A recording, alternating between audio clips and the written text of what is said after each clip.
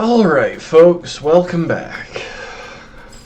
So you might be able to tell by where we are, I have done a decent bit of prep work for this stream.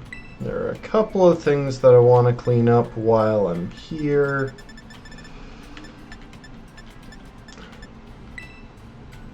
Gonna pick up a spare adamant mint. And as insane as this is, I think I've cracked the Elite Four in only one team.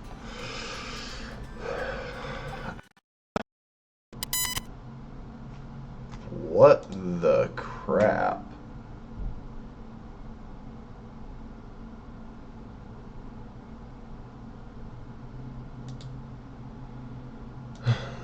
What the heck?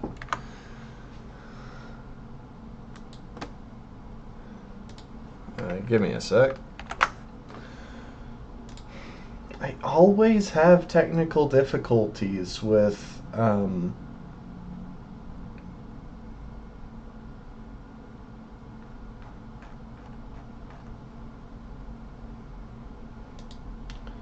this capture card. I don't know why. I did my research before buying this thing.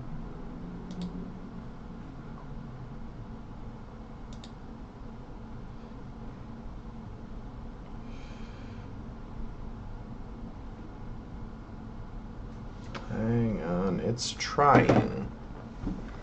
It's very trying.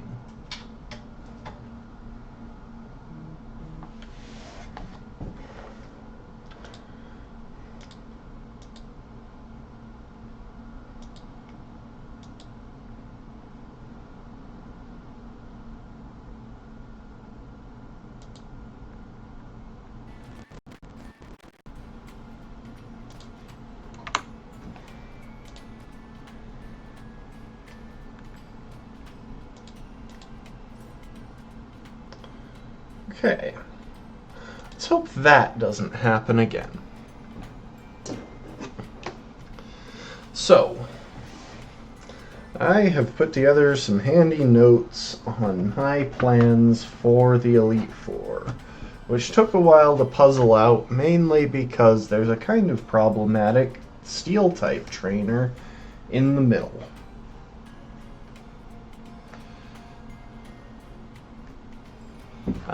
And it took some very specific stat work. If you're paying close attention, you might notice that George has significantly more special attack than he did before. I had to use a bunch of vitamins and wings and stuff to get it up there, because I kid you not, this exact stat is necessary to guarantee the one shot on, I think it was Bronzong, after Stealth Rocks in the Steel-type matchup. Or maybe it was Copperajah. No, it can't be Copperajah. Copperajah had other stuff going on. Anyway.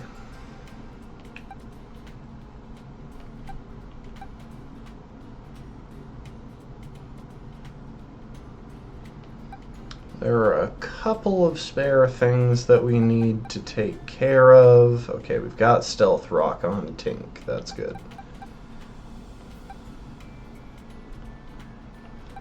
Oh, you know what?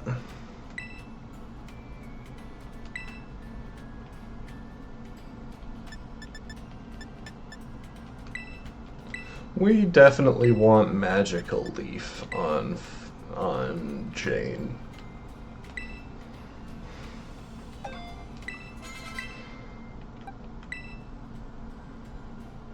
And there's a TM that we have to craft.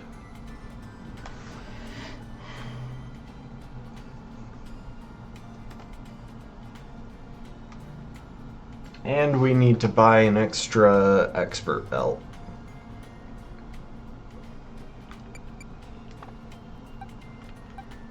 Oh, and I had to make Smee Jolly instead of the minus speed nature I had on before, because there are 2 fights where I'm going to be using Smee just offensively. Welcome to the stream, B.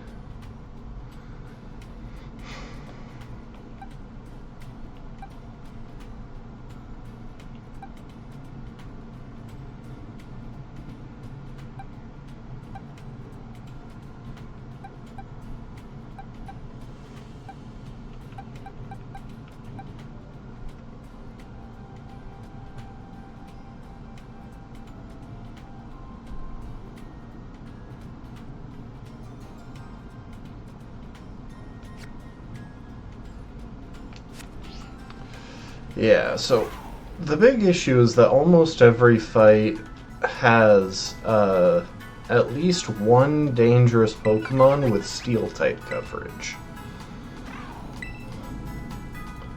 Which is really tricky for my team to play around, because best case scenario I take neutral damage from that, and my defensive Pokemon can't deal a lot of damage in return.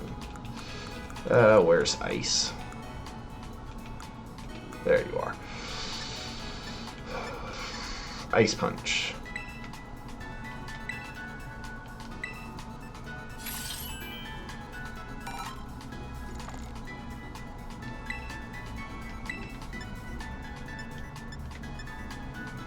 And I already have an Ice Beam, so if I need it, it's there.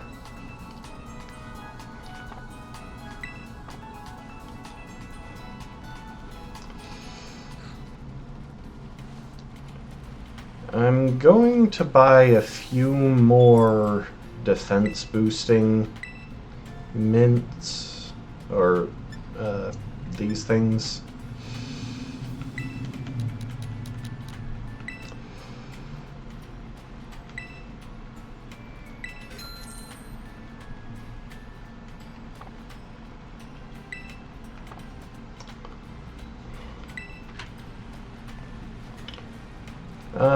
And I guess I'll buy some special defense and HP ones. I want to sturdy up a Azumarill.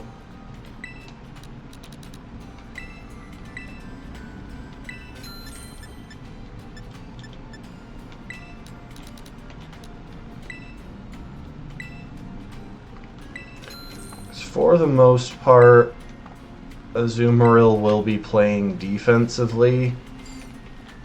It'll kind of be a tank, more or less.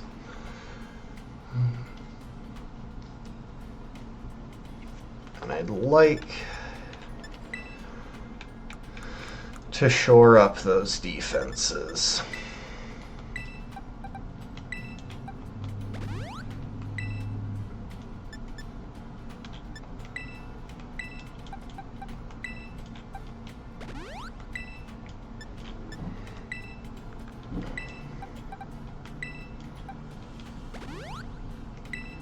The rest of our Pokemon... Oh, I should put autosave back on now that I've gotten everything worked out.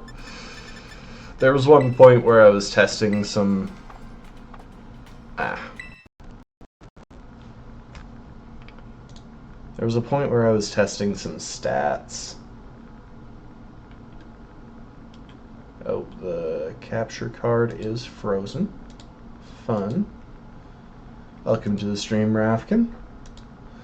Try this again.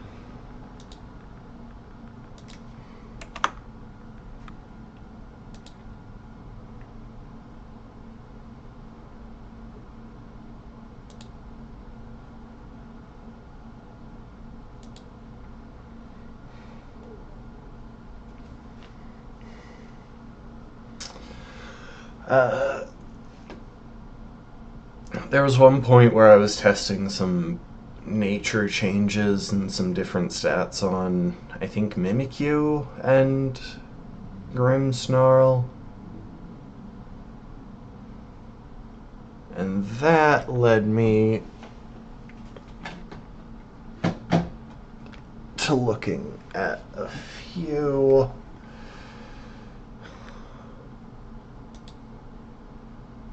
other setups.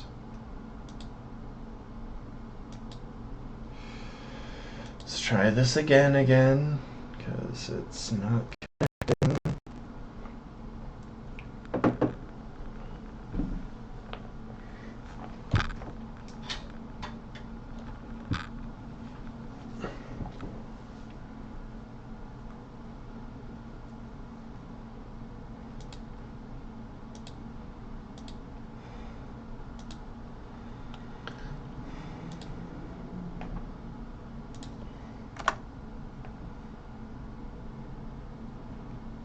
Is it going to load? I'm going to go ahead and fix my settings while it's doing this.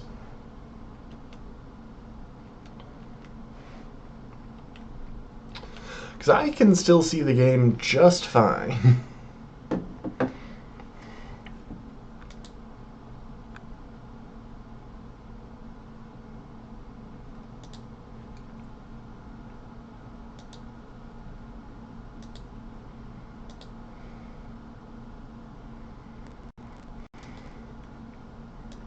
Why is this playing this way?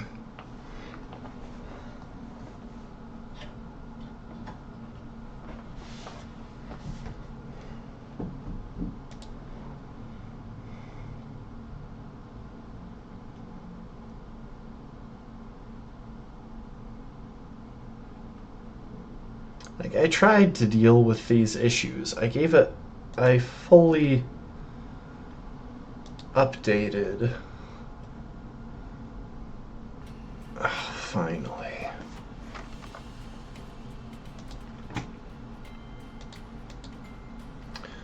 Like, I'd been having some issues updating the capture card app. So I went and fully downloaded the latest patch, like, without going through the normal update stuff. It should be working perfectly. It just refuses to. Okay, so I need the extra expert belt. I think I can get... is it here, or... I think it's in Mesagosa.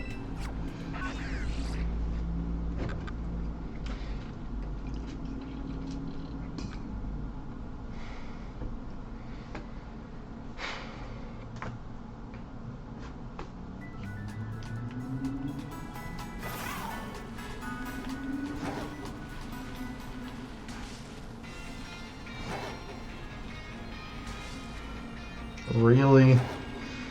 Just run over the small child Koraidon. His parents can make more.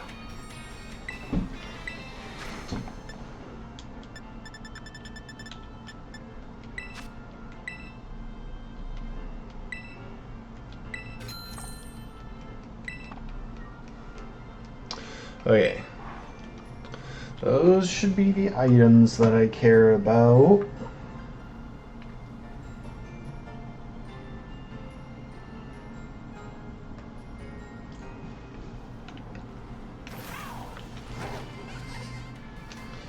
I've been playing so much Jedi Survivor that I'm used to moving. So Jedi Survivor gets a dash ability, but you can only do it when you're in the air, so the fastest movement seems to be jump and immediately hit the dash button, which, first of all, I don't need to tell y'all that that's kind of tedious. It really pisses me off that you can't just dash on the ground. But, on top of that, I'm very used to going A-B to jump and dash. And that's been my fastest form of movement. That's part of the reason that I haven't streamed the last few days, is I've just been playing that by myself. The other part was figuring out the other relevant stuff. for the Elite Four.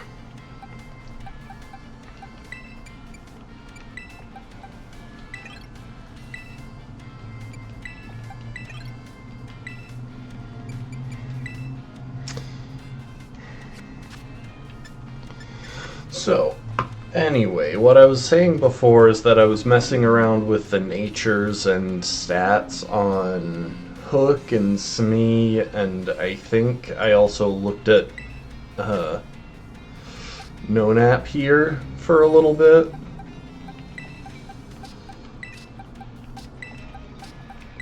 I looked at my options pretty thoroughly. Ah, yes. Of course the capture card is glitching out again. I hate this thing.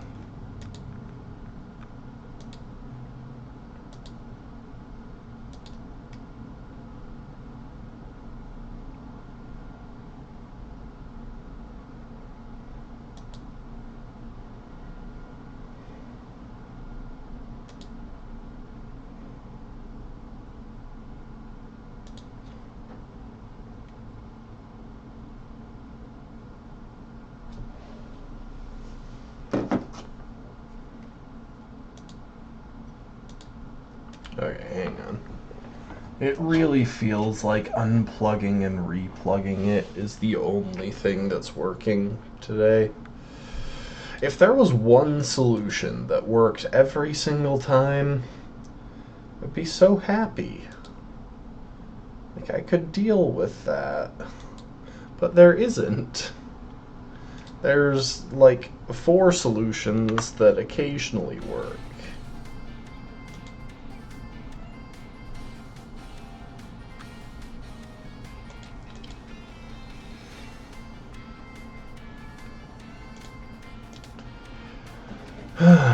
Okay, anyway, I looked through options with in particular, I looked, yes.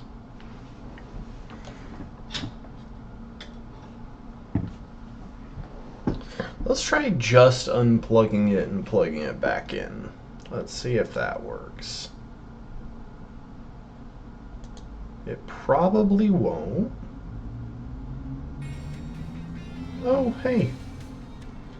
What do you know, it did. If nothing else, being able to... So, some Switch games I like to plug my headphones into... Oh, I've frozen.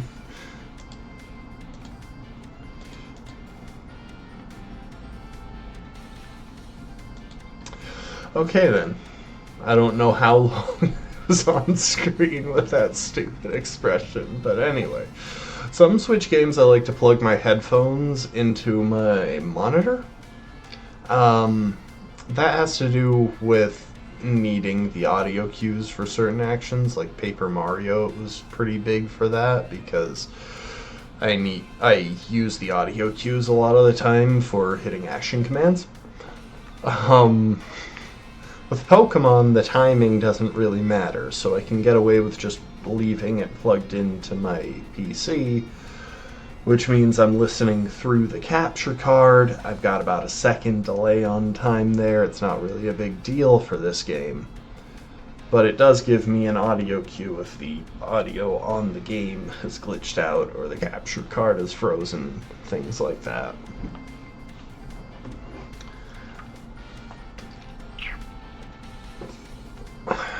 It's nice because if I was playing like Paper Mario, or I recently got Princess Peach's Showtime, I want to stream that at some point, and I expect that'll be the same. I'll want to plug into my monitor instead of my computer.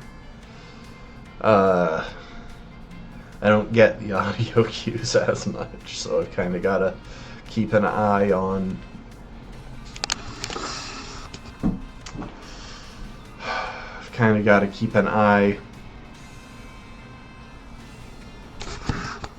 on both of my screens so that I can tell which of my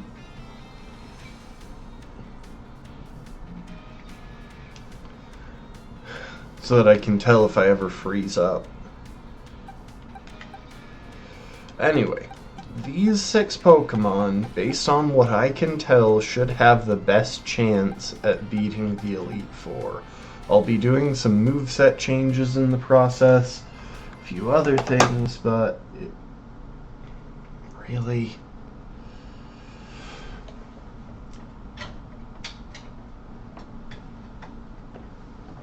But I'll still be doing these 6 Pokemon.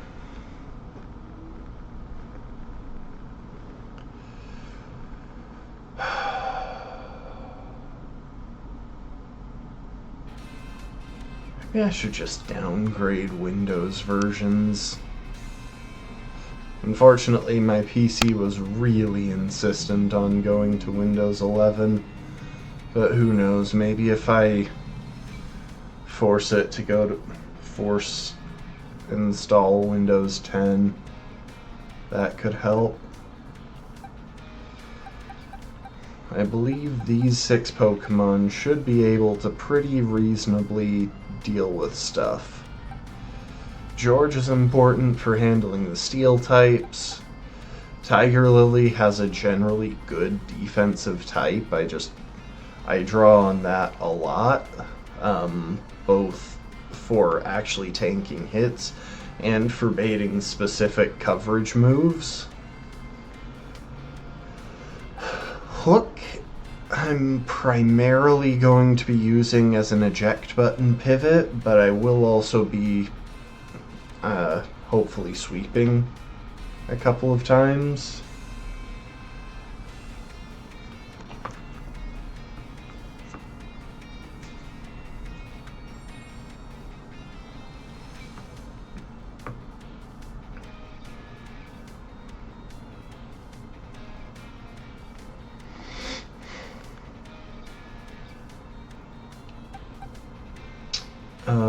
Jane is mainly just in here as an easy answer into Rika's entire team. I couldn't really underestimate the value of having one Pokemon able to just terastallize and sweep. Tank is again useful for defensive pivoting, and Steel type coverage is handy at a couple of points. But it's mainly useful for baiting specific moves and for occasionally tanking a steel type move on a switch. Smee will be used both offensive... Actually, I think Smee is mainly used offensively here. There's one matchup where I'll be using Smee defensively.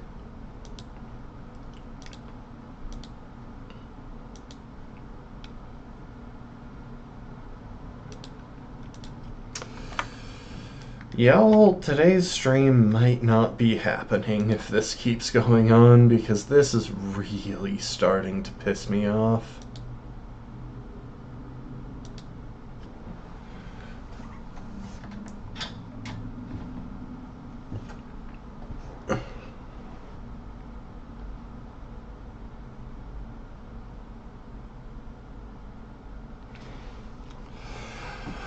A sec. I'm going to fiddle with the wires attached to the capture card, see if any of them are loose or something.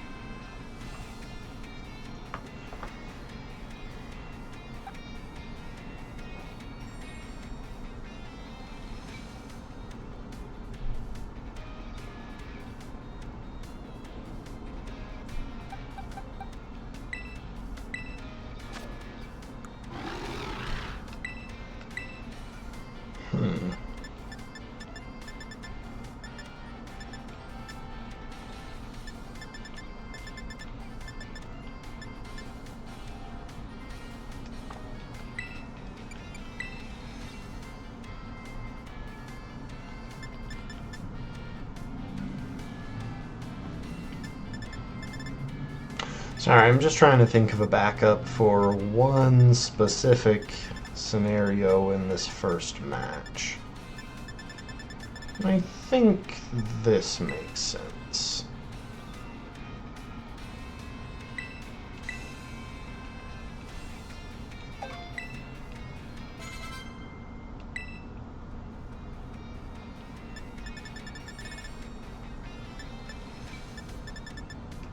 I need to make a Protect TM. And I need to remember... I passed it. It's light screen.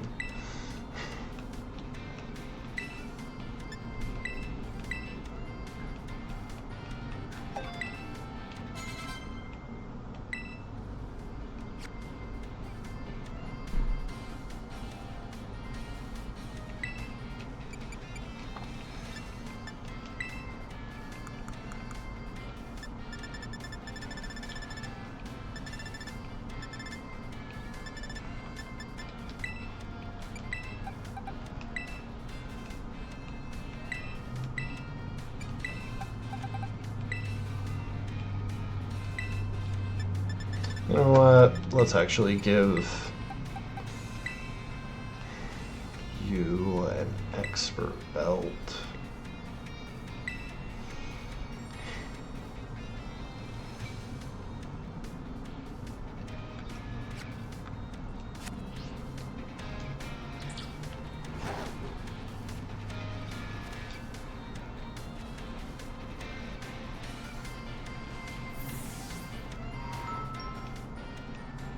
Oh, wait, why am I over here? I need a Protect TM, not something from Delibird Presents.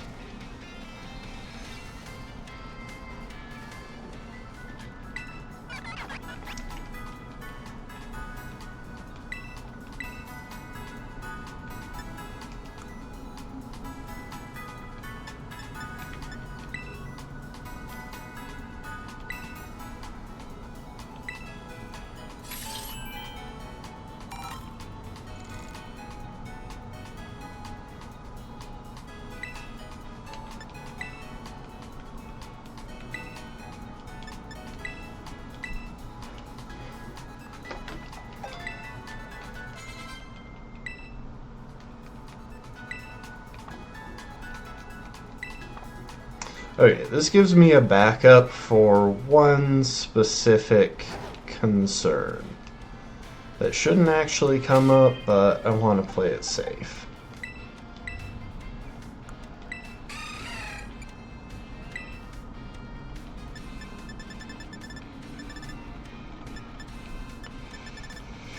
Waterfall or Liquidation. Liquidation has the higher base power. Waterfall has the chance to flinch. I think I'll go with the higher base power. I don't plan on using either. I expect to use Surf, but...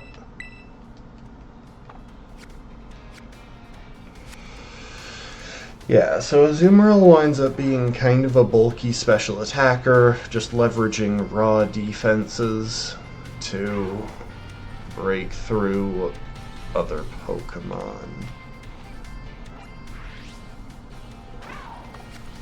And you know what? Screw it. I'll give it some extra special attack as well. Because I did run...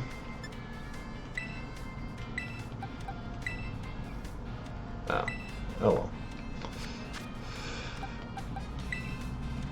I did run some calcs for this, but I didn't run it for every Pokemon.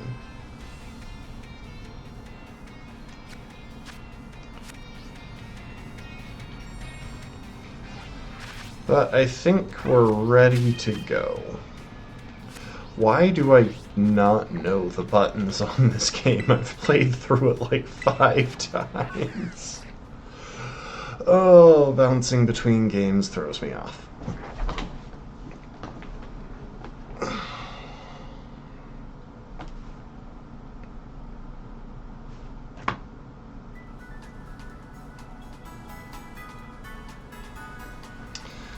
Yeah, so I've gone through it pretty thoroughly and planned out which Pokemon should be baited in at any given time.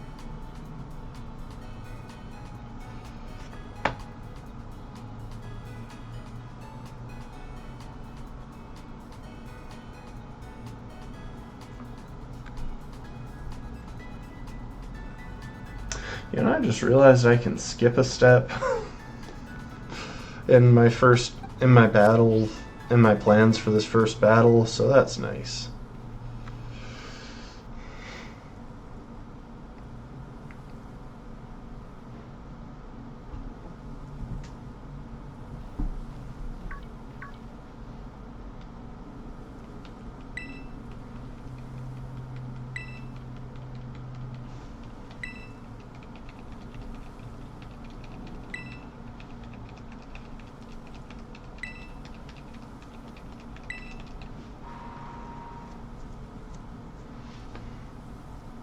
Her suit is alright, but I'm not sure about the tie.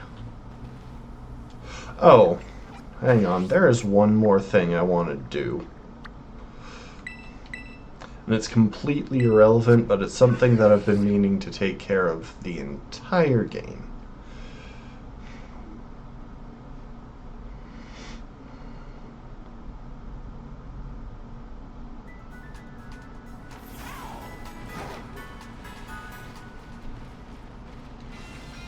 Let's head to the main square.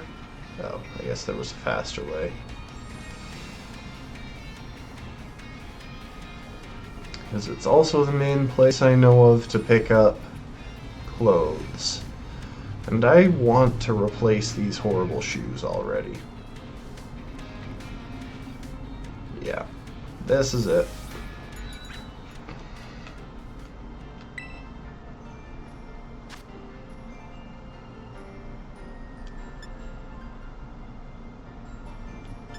Really? It's all just performance sneakers? Okay, we got low-top sneakers. That decent? Yeah, those are decent.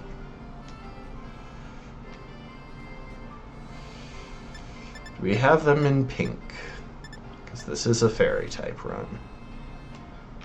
Oh, heck yeah. That looks great.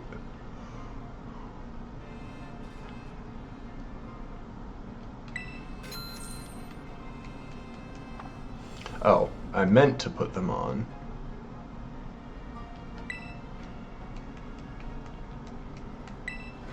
I was just kind of text mashing.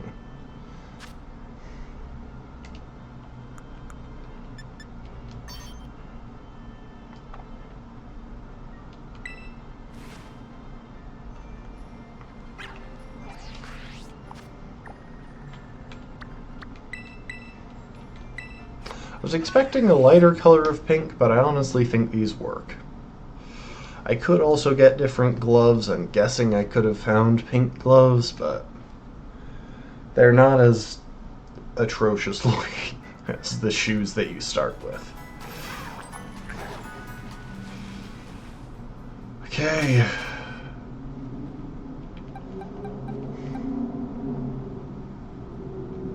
Plan and backups in place. Some of these matches I don't have backups for, I just have calcs, and the assumption that their expert level AI will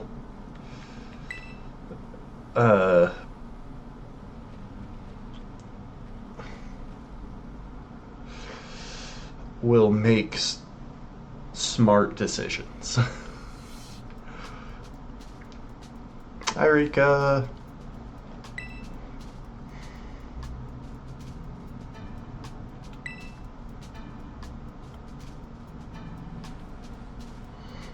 Why would you put the chair that far away?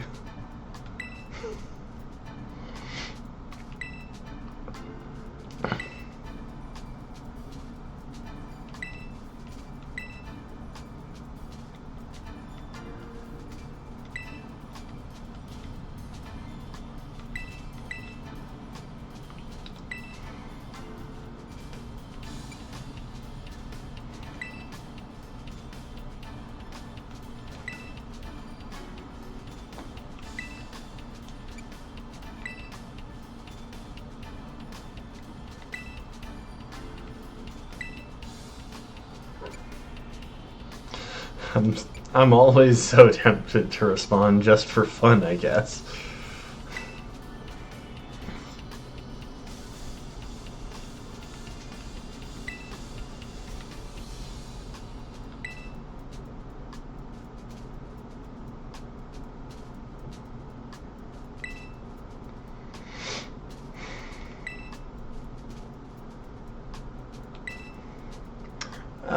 Let's see. In this run, it was probably... I think it was just Lavincia. Or, no, Medali is the electric gym. No, it's Lavincia. Lavincia is the electric gym. That one was tricky to plan for. Even if, in the end, I think it was just a simple sweep, I had to do some careful planning to make it work.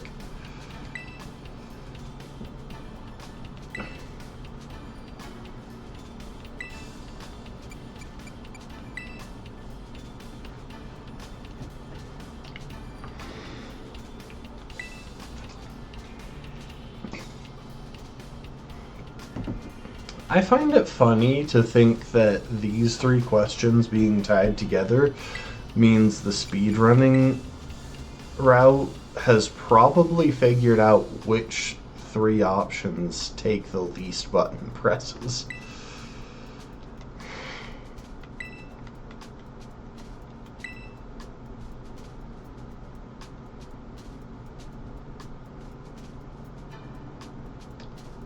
Ah. The duckling Pokemon. I really just chose it to be a picnic slave. I've got a puppy that's a fairy type. That was my actual starter.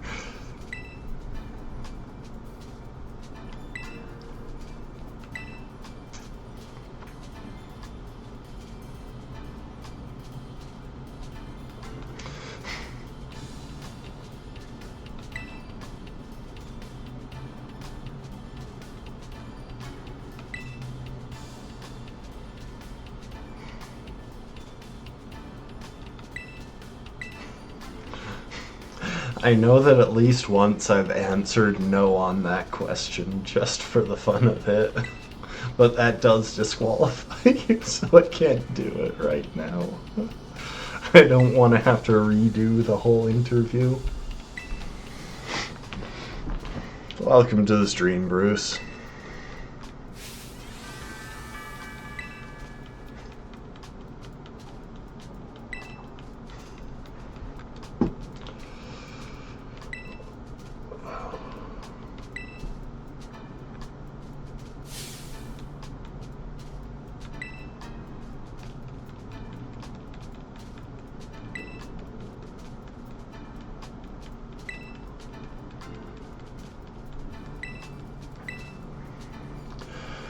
Okay, AV is, let's see. I just want to double check movesets and ejects. So Tink has an air balloon and stealth rock, that's what's important there. Mimikyu has the eject button. Azumarill has the AV. And Grass Knot, Surf, those are the relevant moves there.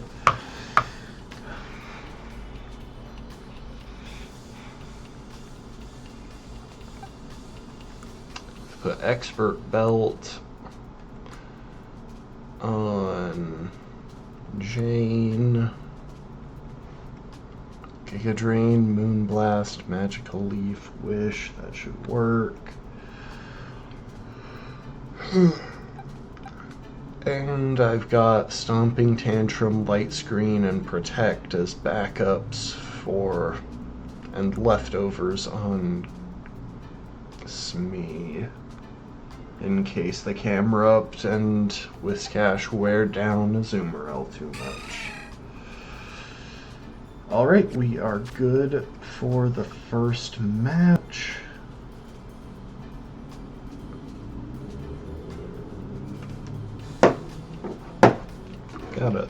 mistake in my notes here.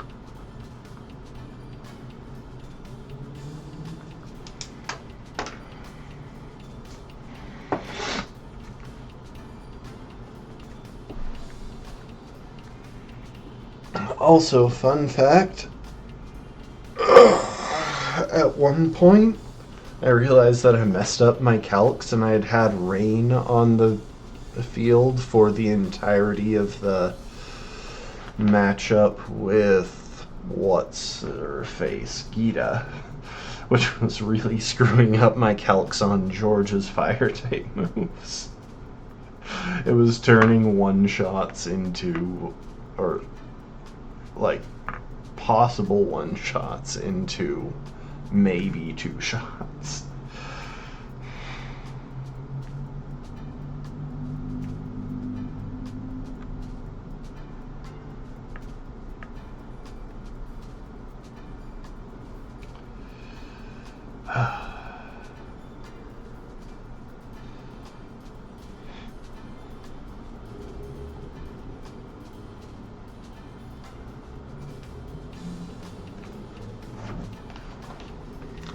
Yeah, it was throwing off my calcs. I was so confused as to why George was struggling to knock out King Gambit with Terra Fire, Terra Blast.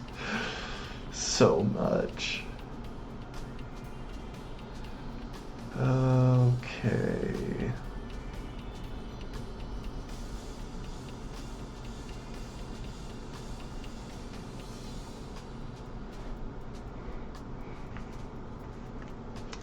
Yeah, we should be good to go.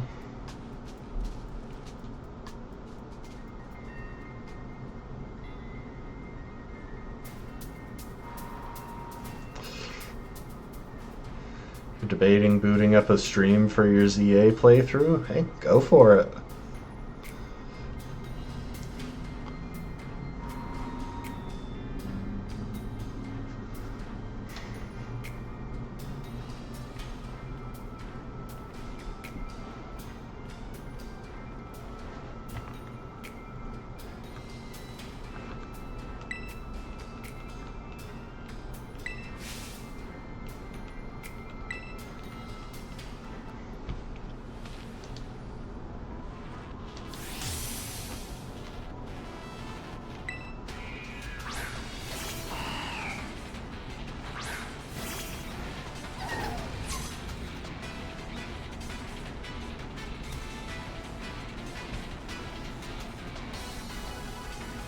You know, this is actually kind of sad. I just barely noticed there's a way that you can convince Rika to trade you a Wooper, but it's a Paldean Wooper, so what's even the point? I can catch those in literally the first area in the game. Okay. So, only important thing here for Tank is that we use Stealth Rock.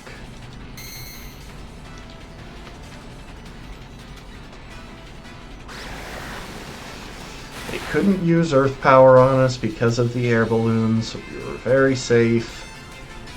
I will protect just to scout what it's going for. But it should be using Earth Power. Yep.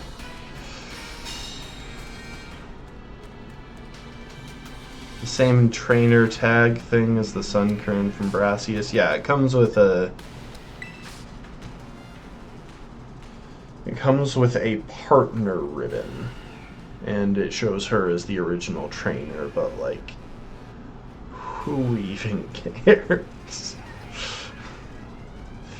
I think counter might be an egg move, so maybe that's a reason, but again, I could just breed my own. Woopers are a dime a dozen. Okay, Tiger Lily, you're in.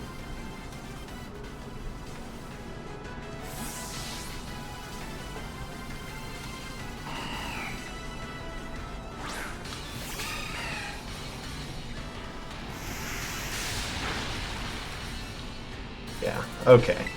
So we shouldn't really have any issue taking hits from this thing.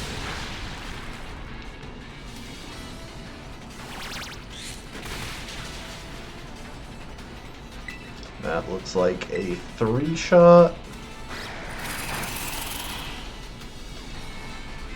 I don't know why she's arbitrarily choosing to go for Blizzard.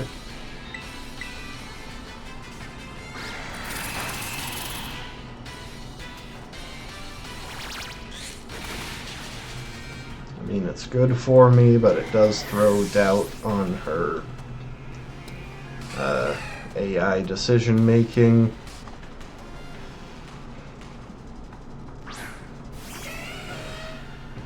Oh. Huh. I didn't actually know that was a thing. I never bother breeding because I just do Nuzlocks. Anyway, this thing is going to go for Poison Jab. But I have a very safe switch in, thanks to Mimikyu.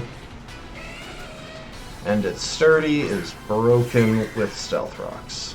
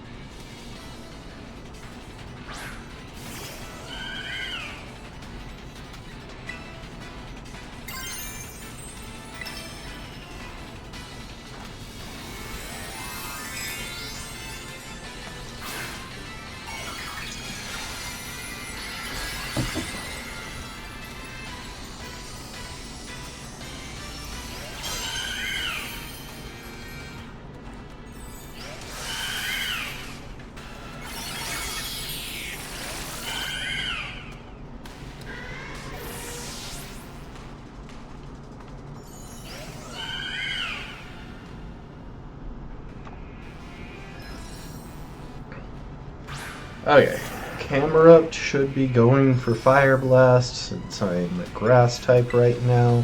Should be a totally safe switch into Tiger Lily. The only issue, and the reason that I've got to back up for Camerupt specifically, is that it has Yawn, which would be tricky.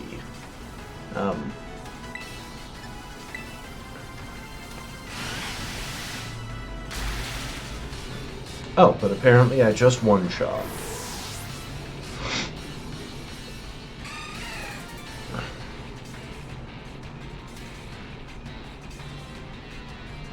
Oh, that's cool.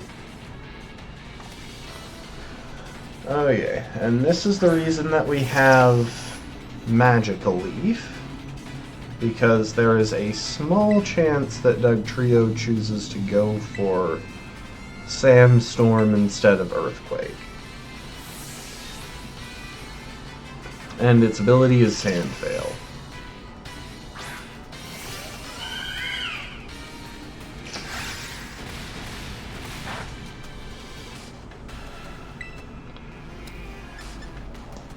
And it outspeeds and can still go for Sandstorm, which is why I clicked Magical Leaf. And the Clodsire doesn't have a poison-type stab move and can't actually use Toxic on me because of Flower Veil. Of course. Of course it decided.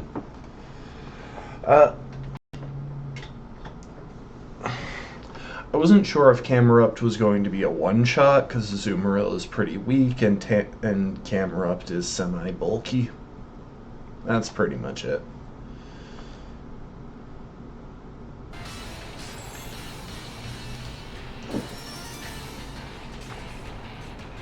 So, like, the expected outcome from Camerupt was winning, but I didn't know how long it would take. I haven't really invested in special attack on Azumarill. At least I don't think I have. Anyway, please Terrastalize into having a weakness to Grass-type moves. But yeah, this thing can't even Toxic me because I'm currently a Grass-type and Flower Veil protects my Grass-types.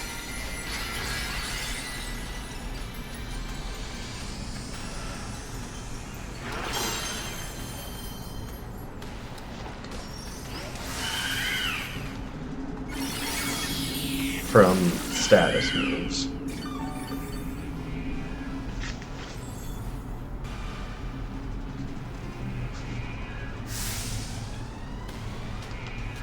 Yeah, shouldn't be any trouble. Clodsire doesn't hit that hard. It's a tank, it's not a sweeper.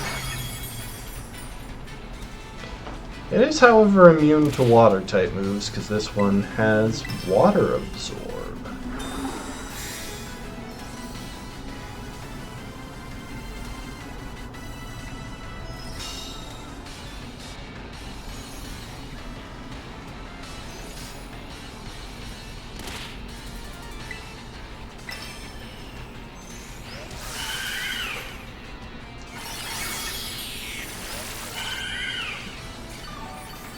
Also, one of the things that makes this Elite Four... Yep. I've actually used it like 3 times in this run. And a decent number of times during raid battles that I've done off stream to farm supplies. It protects against volatile and non-volatile status conditions, so it's kinda nice. It's pretty obviously the reason they put a wild Terra grass Florget in there, to show one of the possible uses of terrestrialization outside of just getting... Yeah, we're gonna pretend you were around for that. Not for the stuff I did off stream though, because that'd be kind of creepy. I was alone in my house, or at my parents' house, and in both cases it would have been weird for you to show up there.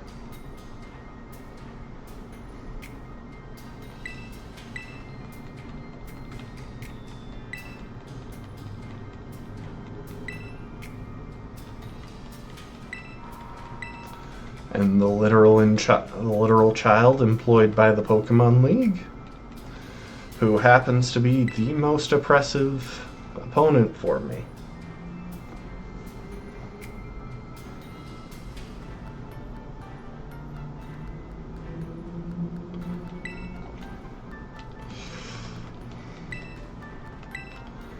Look, no hacking my Wi-Fi to mysteriously show up in my house. Like, it's just a request, but... Okay, cleared through Rika. Poppy is up next, and Poppy was a massive issue to plan for. But George has Terra Fire, Terra Blast, and enough special attack to one-shot the Copperajah and the Bronzong.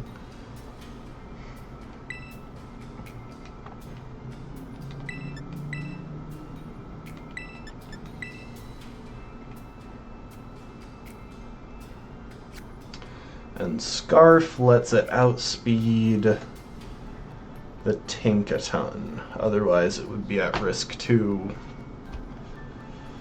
Stone Edge.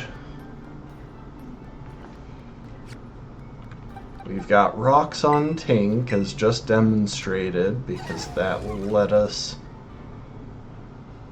break Sturdy on the Magnezone. Yeah. Yeah. Honestly, I was surprisingly terrified of the Steel Titan, which is usually the easiest Titan in the game. Like, it's usually so consistently the easiest one. But having to plan around Pokemon that not only had stab super effective coverage, but for every... Even for my Steel types and my Water type, who can at least manage to weasel their way into neutral effectiveness, most of them had super effective coverage. Because I see a bunch of ground types and a bunch of ground type coverage. Magnezone has electric coverage. It was a nightmare. I literally had to just go all in on special attack investment just to guarantee one-shots after rocks. Anyway, this should turn out to be very straightforward now. We've got eject button on Mimikyu, and we've even got Will-O-Wisp in case we need some backup coverage. I'm gonna put Protect back on you now.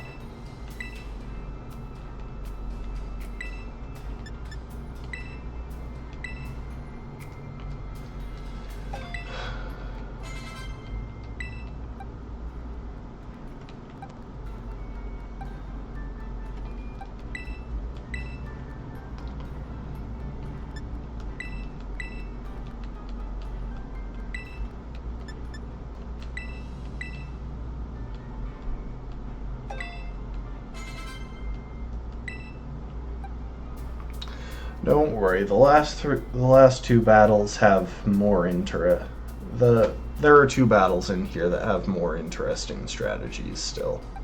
Two of them are just sweeps. Okay. Let's go. So the reason for the air balloon is just to make sure this thing has to go for something that's not as effective against me. Heavy Slam is still going to do a lot, I think.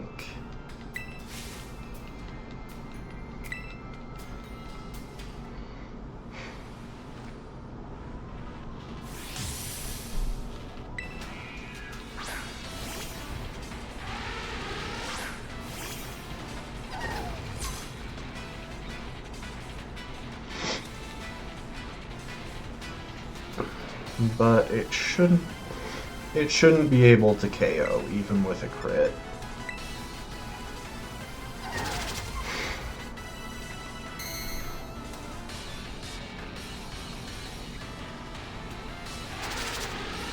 Unfortunately, there was nothing really we could do about the Stealth Rocks.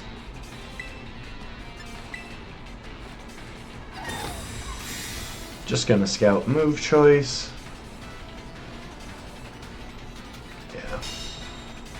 I mean, since it's going for Heavy Slam, we don't really need to... Well, since I'm going through Hook, it doesn't matter what it's using. I'm just getting my safe eject button.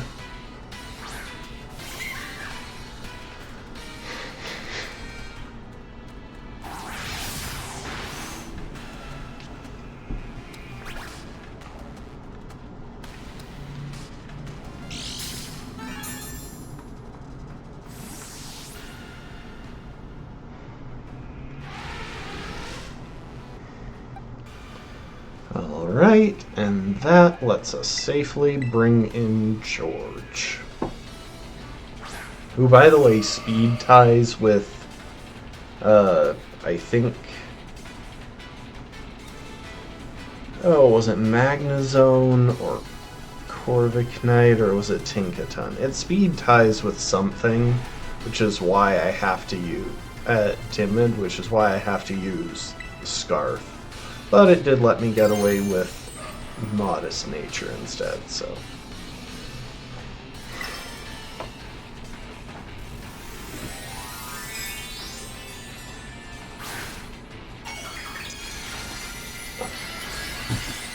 I believe this is a one-shot, but even if it isn't, this thing should be going for Heavy Slam, which we now resist.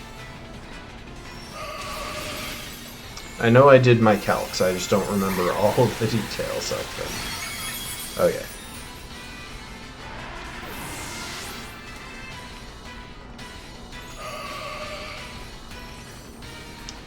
Nope, no switching Pokemon now. Now it is just the Click Terra Blast. There's literally nothing else I can do.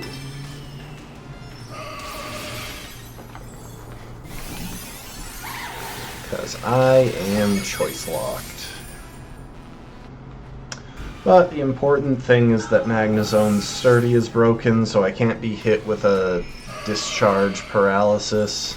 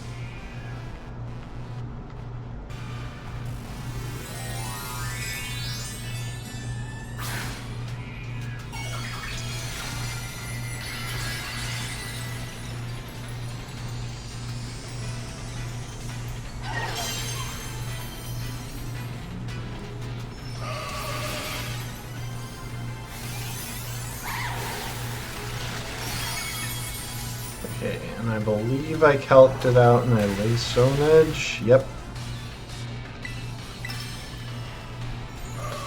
Even a crit wouldn't have killed there.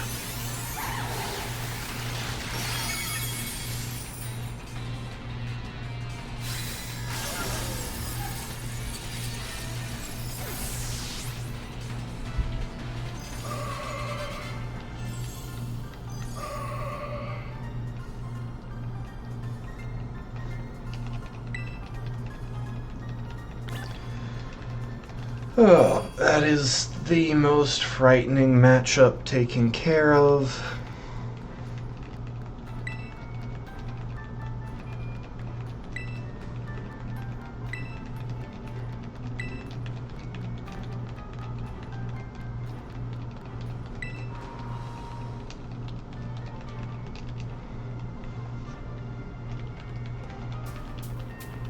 Hi, Larry.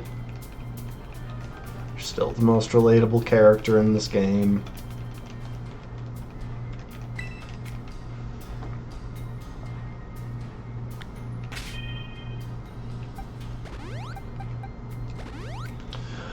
Okay, so my plan for Larry has some decent variety.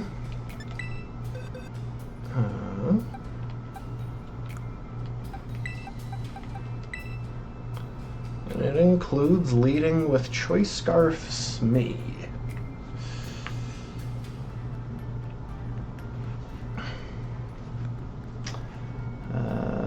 Leftovers on Tink.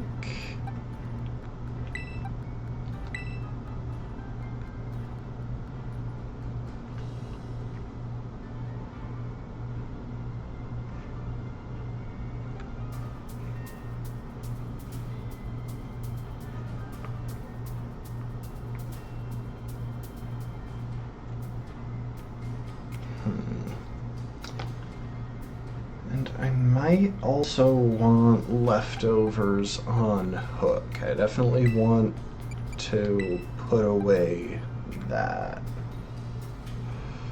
Tiger Lily is fine with the AV for a couple of these matchups. Jane is theoretically okay. I might swap items.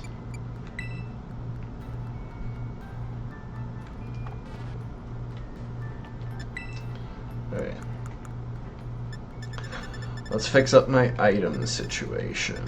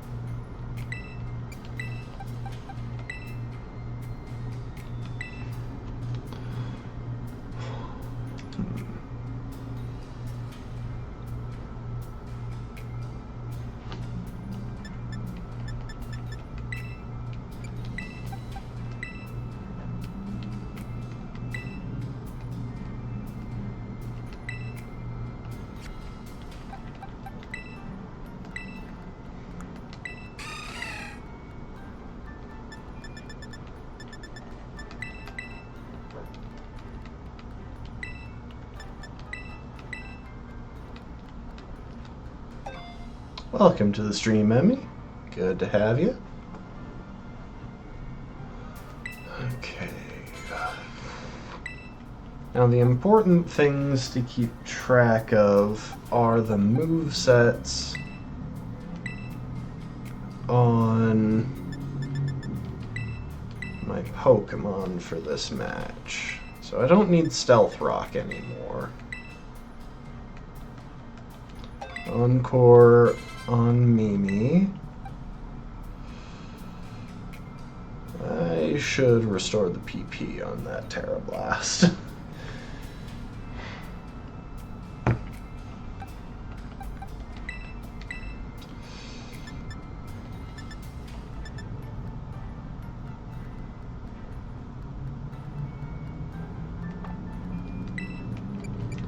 Terra Blast on Hook. Or Encore on Tink. I don't know what I was saying before.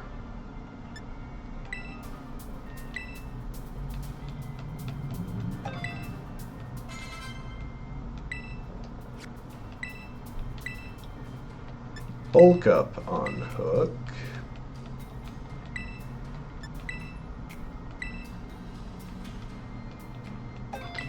Luckily, Hook pretty soundly outspeeds everything on this team, just naturally. And the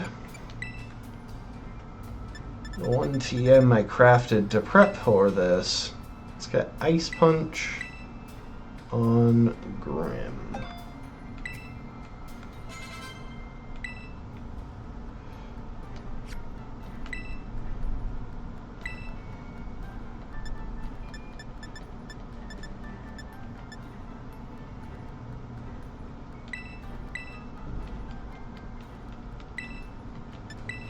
And I'll replace these with offensive moves since I'll be locked into whatever I choose.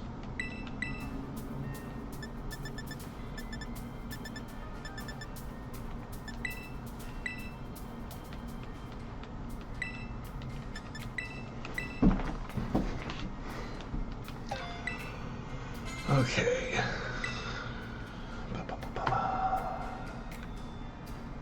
Look up, Terra Blast. Leftovers, Encore, Scarf, Ice Punch. Yep. Okay, we have what we need.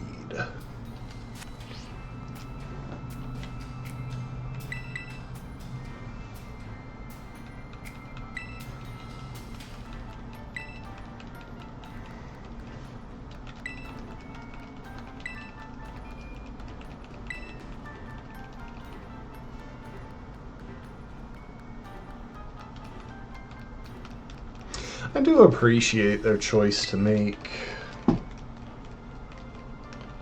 the Elite Four the users of the Titan Pokemon types. In my first playthrough I was surprised, but I liked the idea.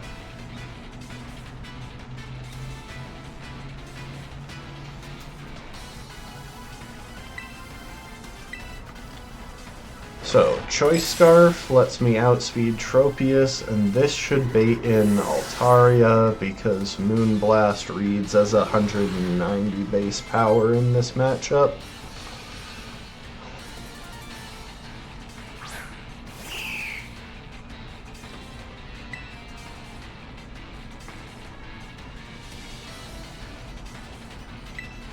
For another clean one-shot. Trouble was, we don't have a ton of Ice-type coverage on the team, and a couple of the Pokemon in the back are pretty threatening. This Staraptor, for example, pretty much ruins any chance of an Ice Punch sweep.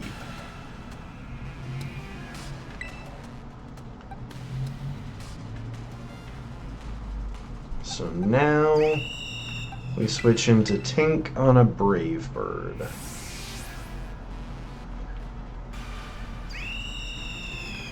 Brave Bird shouldn't do much because we resist it. And of course he crit. Nope, he didn't.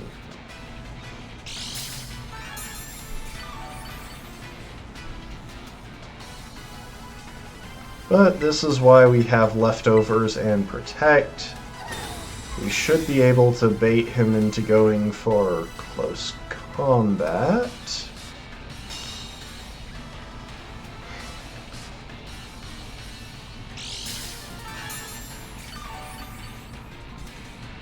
And even a critical hit close combat shouldn't kill us here.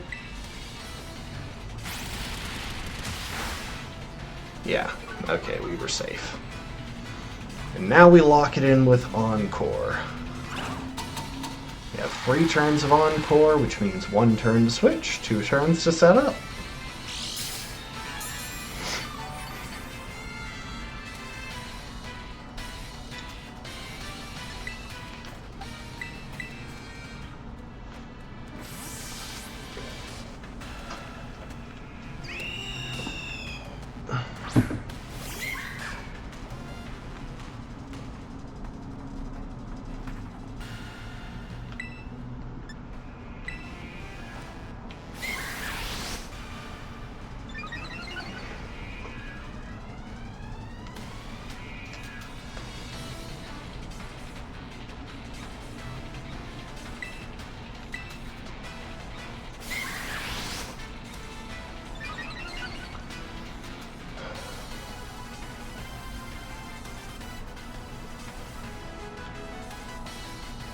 Encore ended.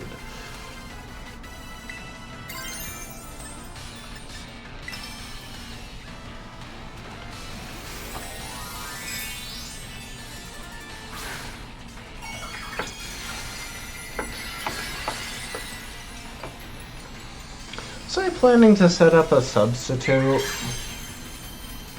I don't feel like I was. I feel like Terrablast just cleanly one-shots the Oricorio in the back.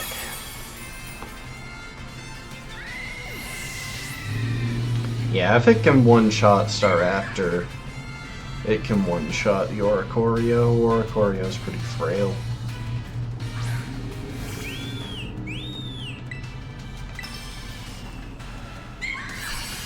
We're going with Terrablast Fairy because it's 100% accurate as opposed to 90% accurate. I don't think that crit mattered. But we have Disguise intact for the Flamigo, which I think still gets one shot, but maybe not. It terrestrializes out of its weakness to Fairy. And it does have 252 HP EVs, because that's what the ace Pokemon of every final boss in this game has, as a matter of fact, I think.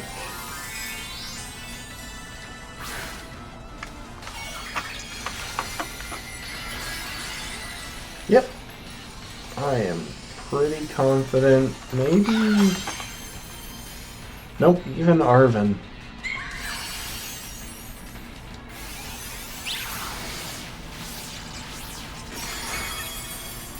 Nice.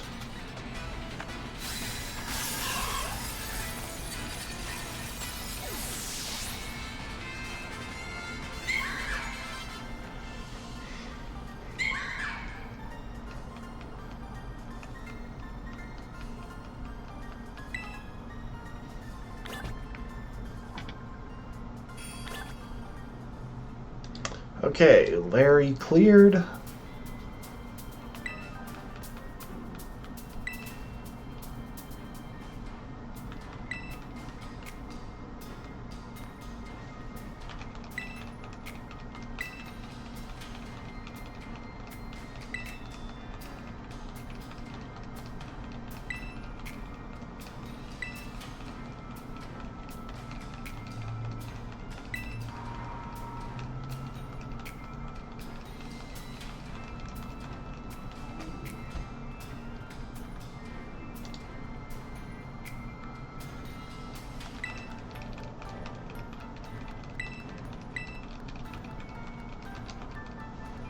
I mean, he's an office worker. You shouldn't have to shout in your office. Okay. Now, luckily...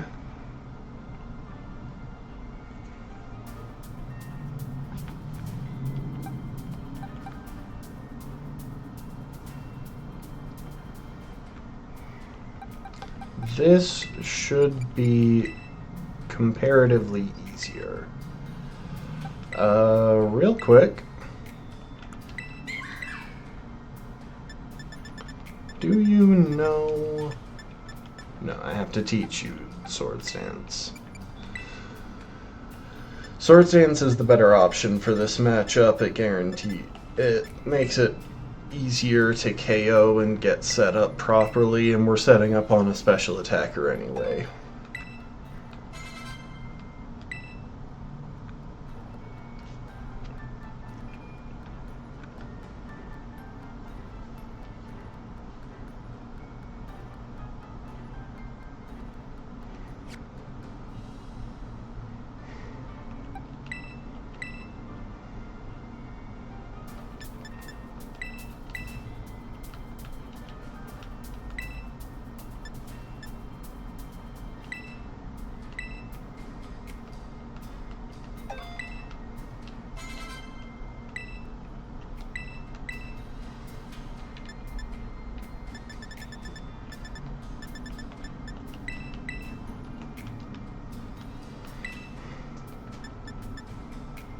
Guess we'll drop Sucker Punch for this fight. We shouldn't need it.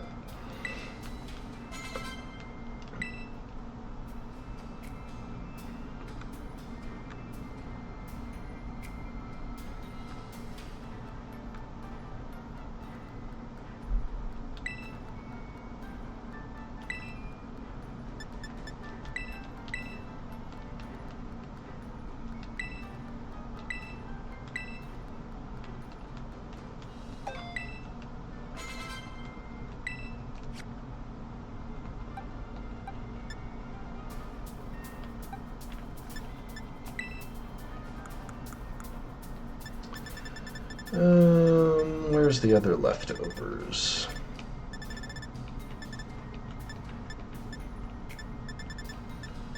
Oh, it's on Tink. Okay, and...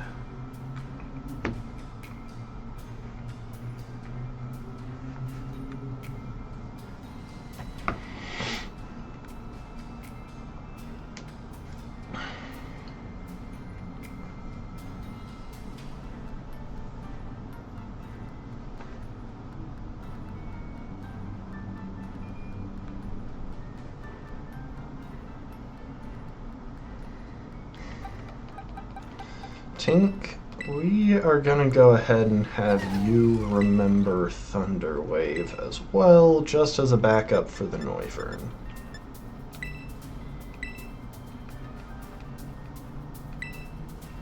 Shouldn't need Swords Dance for this matchup, or for any of them actually.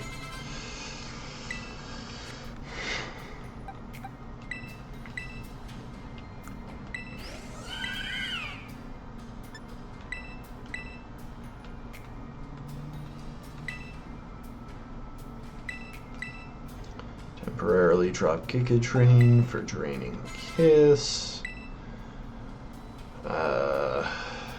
Yeah, that moveset works there. And we've got Psychic on you. Yeah, we should be good. Hook, how many Terra Blasts do you have? 7. You know what, I'll refill it just to be on the safe side, but if we need more than that, we've probably lost. But we have Ethers for days, so who cares?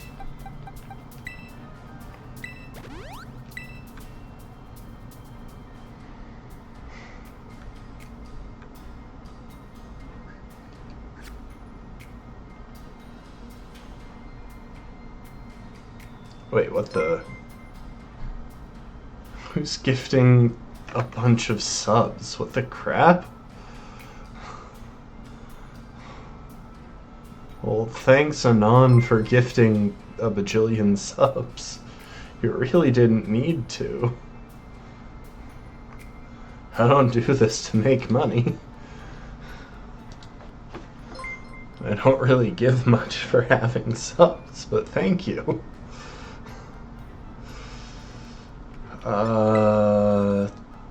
You know what? I will leave leftovers on Tink. Smee, you get Light Clay.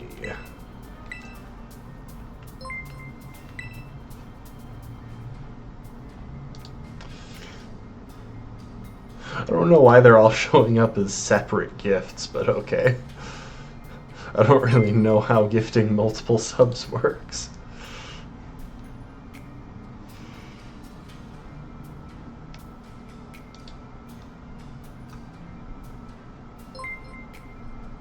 No, you show up on here. It may just not have come through yet, or maybe you need to refresh.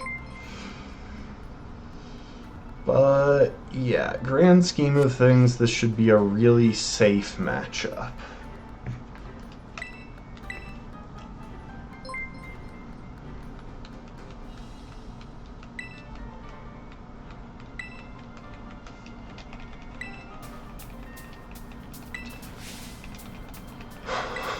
This guy. Yes, you were one of the last ones. Well, anyway, Anon, thank you for the 10 gifted subs.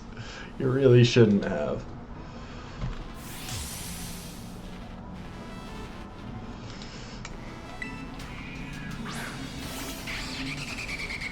So what this boils down to is that Noivern has one singular move that lets it hit Mimikyu, which makes it really easy to set up on.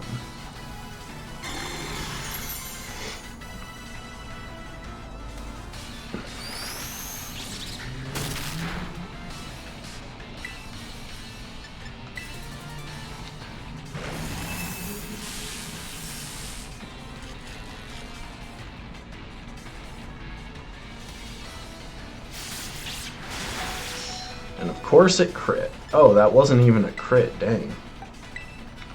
Okay, well, if I swap into Tink, it should go for Super Fang.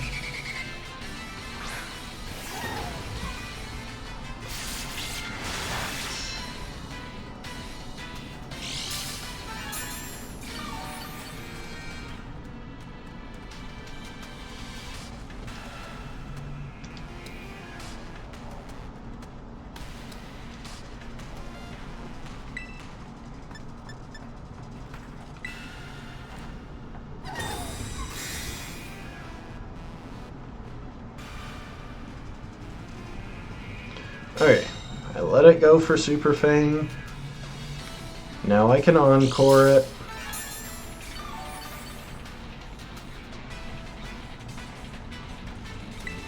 Unfortunately, it will underspeed me, meaning it'll burn an extra turn of Encore. But with the light screen up and Disguise and all that jazz, I should be very safe from Air Slash when it gets to use it again. And now we're on to Hook.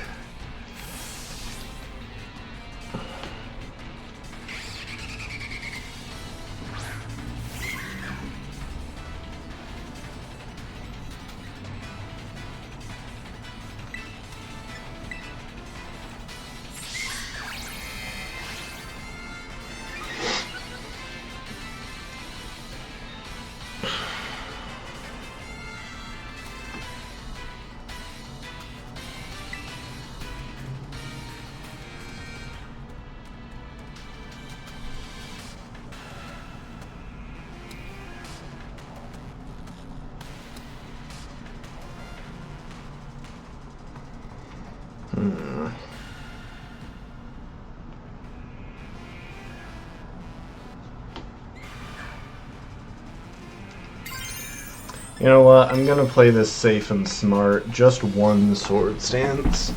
I want to keep my...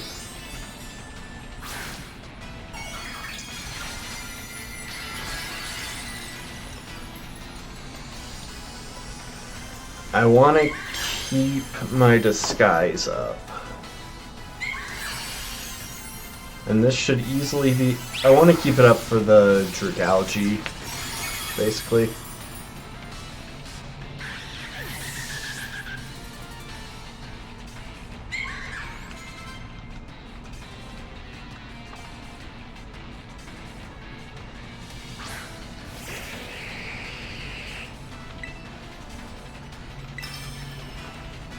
Now, this thing is especially bulky, not as physically bulky, but it's still pretty durable. Okay, I wouldn't have been surprised if that hadn't one-shot. But now I should be able to safely one-shot the Haxorus and the Flapple, and go up against Baxcalibur with my with my Disguise intact. Luckily, this isn't like Focus Sash Haxorus or something.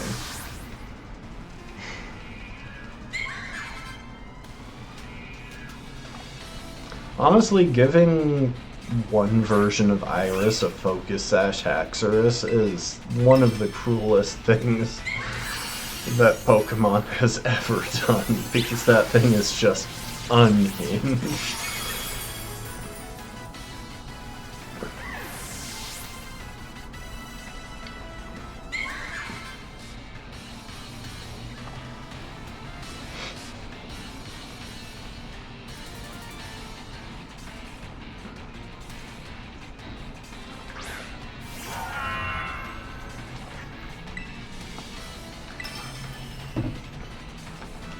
So, Terra Blast might one-shot, but I'm not going to say it's guaranteed.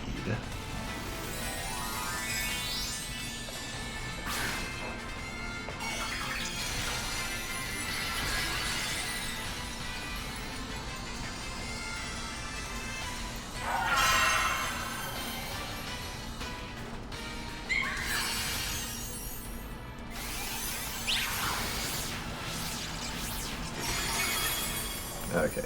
Excalibur is really bulky, so I wouldn't have been super surprised, but it is bulkier on the special side, so either way I was perfectly safe for that matchup. And that means that it's time for Geeta, who is almost as problematic as Poppy. She actually has a pretty tough team. Type diversity means we can't really set up and sweep, we just have to take it one Pokemon at a time and have our resources ready for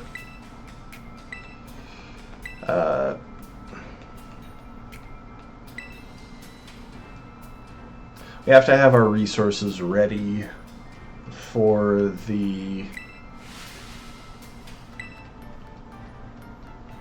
fight for each Pokemon and for the Switch initiative. That's the word that I'm looking for. So one thing to keep in mind is that there's basically no way of avoiding Kingambit being the second Pokemon out.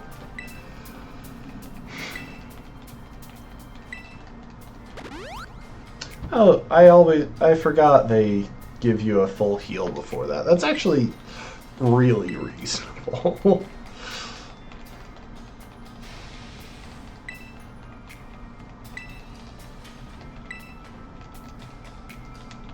Even a baby dragon can breathe fire? I mean, prove it. Maybe they can't.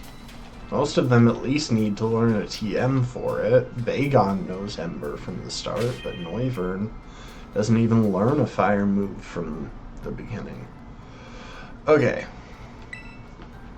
I need to get my item situation in order, because it is particular. Also, Smee, you get to gain the adamant nature now. Yes, I did buy that specifically for that scenario. Where is the expert belt? There we go. Give an expert belt to Smee.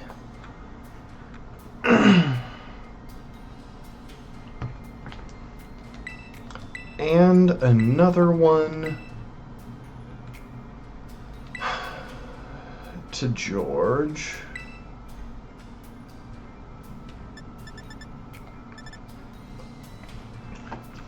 Did someone get a sash? I can't remember.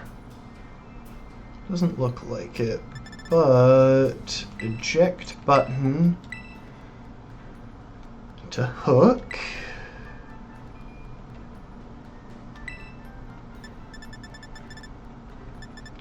Leftovers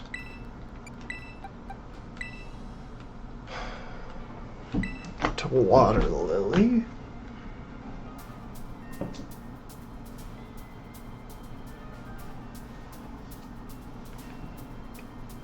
An air balloon. Where is air balloon? There it is. Give air balloon to Tink. Now the question is, what do we put on Jane to give us some insurance? Well, first things first, we're going to work out the moveset.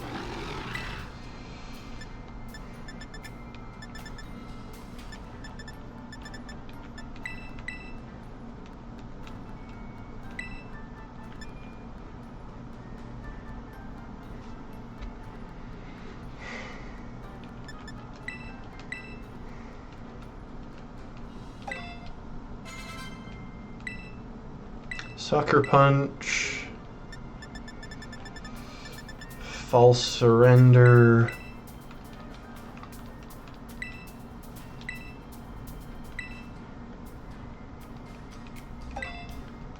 and I think we just throw dual screens on there as a backup.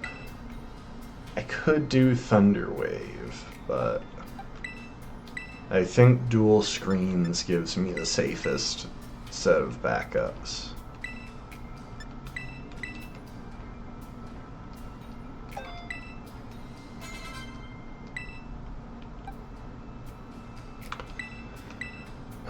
Mimi, or Hook.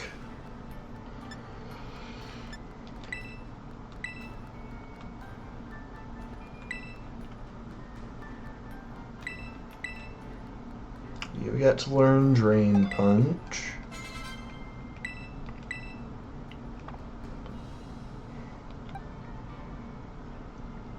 Tiger Lily should be fine as is. I did give it, yes, I gave it the leftovers. You, I want to remember Giga Train.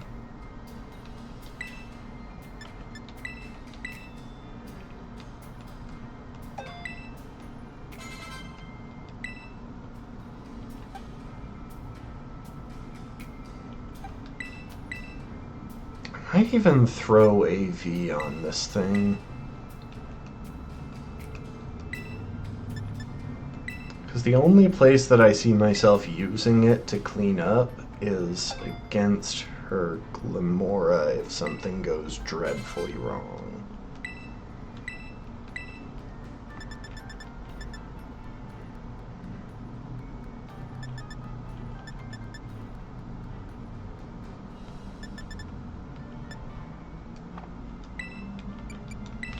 What coverage do you get? Chilling Water could be decent.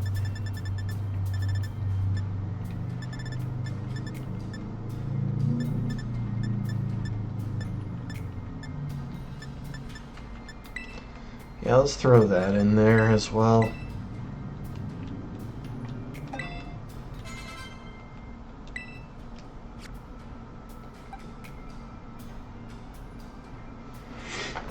Gives me a fallback for Avalugg and Glimora if I get too worn down.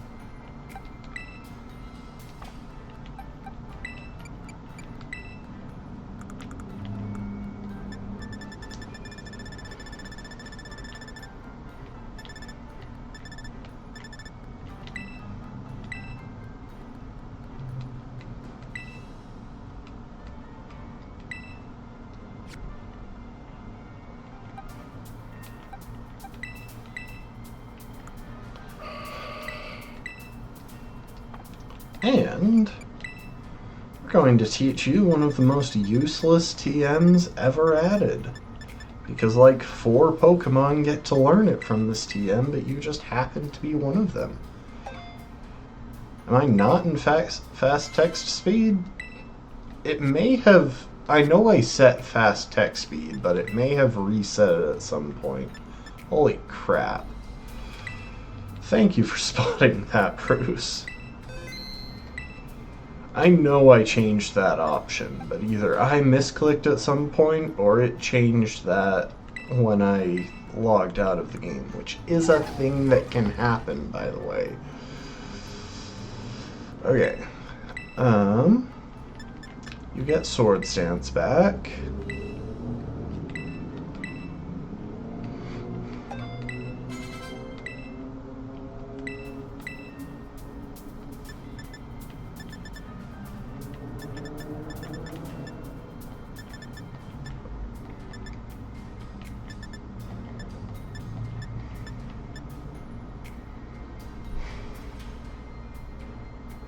We'll throw Brick Break in the mix. There's a minuscule chance that it ever comes up, but I think it's slightly more likely that it comes up than Encore.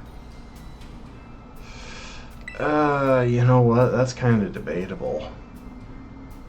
I guess it gives me a backup for King Gambit, though, if everything goes wrong.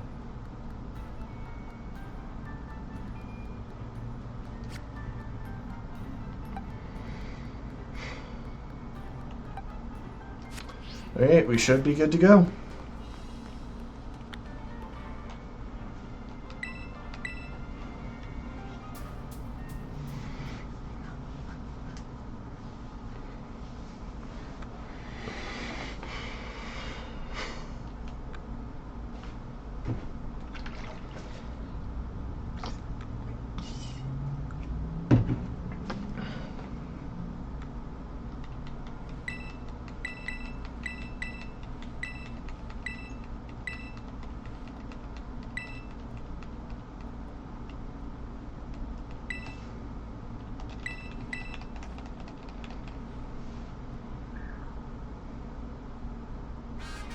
You know, on my first playthrough, Poppy managed to glitch up onto the roof here. Like, it just spawned her up here.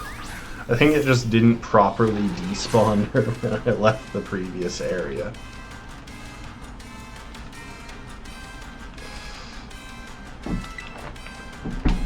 Okay. Now the thing is, we are safe from the one shot with Dazzling Gleam, but if it goes for Reflect, we're in trouble, which is why I'm using False Surrender. I'm not letting it fluster me. I calced this battle all the way.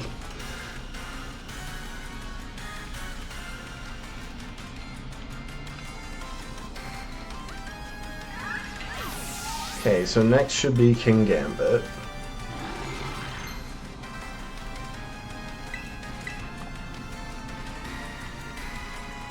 What? Huh?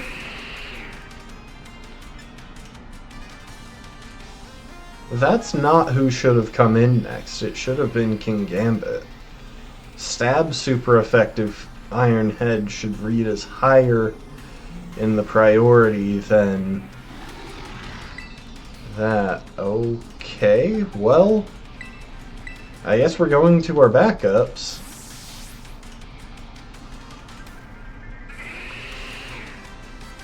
I mean, I should be able to clear this pretty reasonably.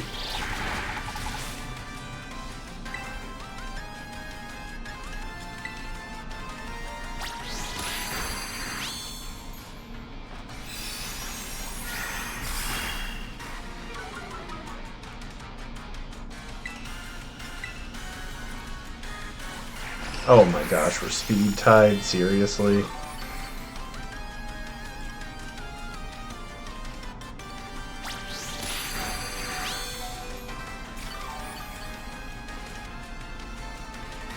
Okay, I have to make a bit of a drastic play here.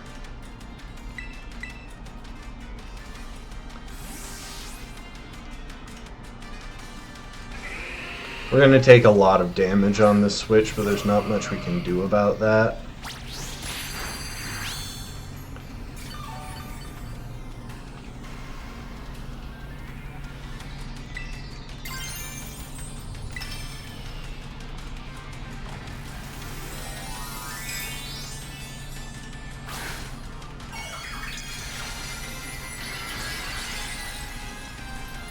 The trouble is I have two different Pokemon that I can't switch in because they lose their items if they take a hit. And I can't afford those two Pokemon losing their items. Ugh.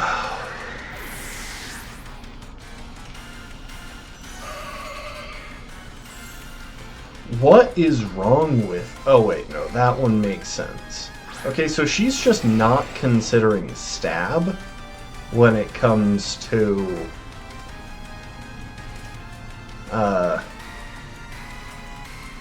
okay, I actually have to run a calc here real quick.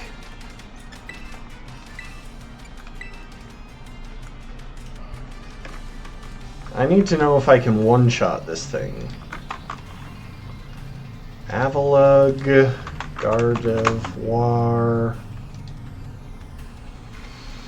So, level 63.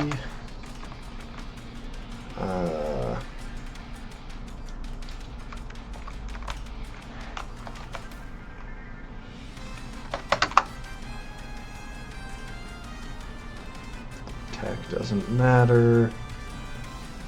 Defense. Special attack is at like 100 something. Oh, modest nature.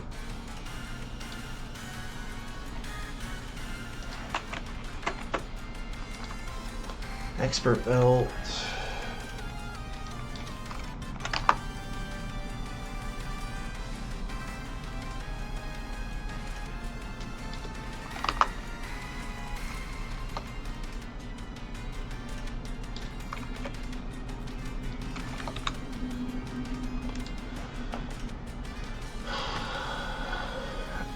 versus a level 60. Okay. Welcome to the stream, Lastborn. I just found out that this thing's AI is kinda broken. Okay, it's Hardy and 25s down the line for Gita.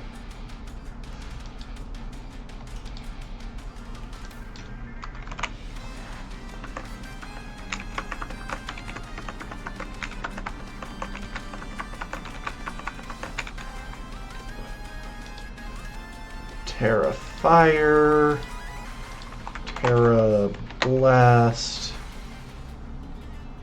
Okay, this should be an easy one-shot.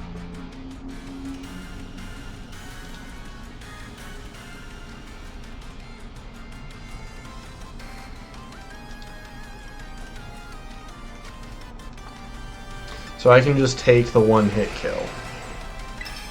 So she's just not registering stab when making her switch initiative choices, I think is the thing. Because water stab liquidation, super effective, should have registered as higher damage than... Oh, welcome to the stream, Galaxy. Water stab liquidation should have registered as higher damage than, Okay, no, she's just making terrible choices. Also, Yeah, I know ZA is out, but I don't know if I'll bother playing it until I've actually beaten Legends Arceus.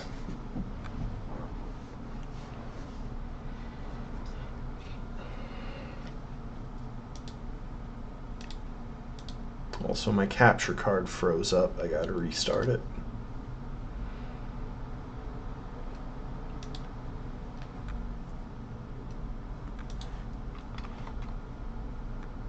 Are you going to work?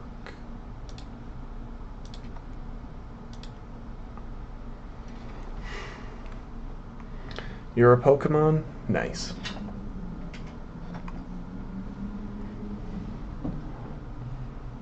So am I, as a matter of fact. I'm an Umbreon.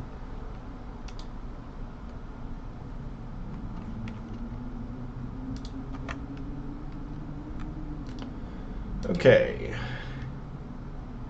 You're a Seadra? Sweet. Love Seadra. Oh, will this thing work? Please.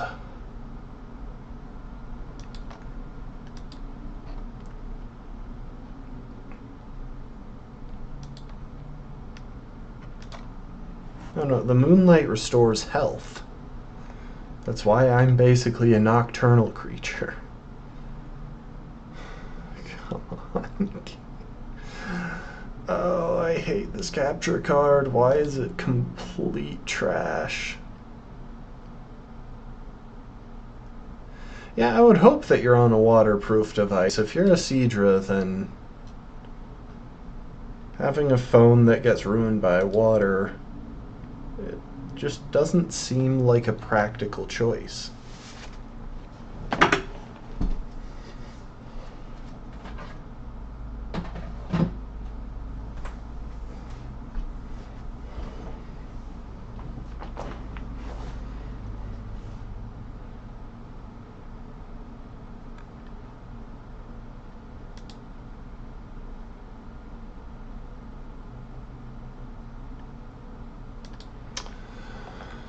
Why is it not working?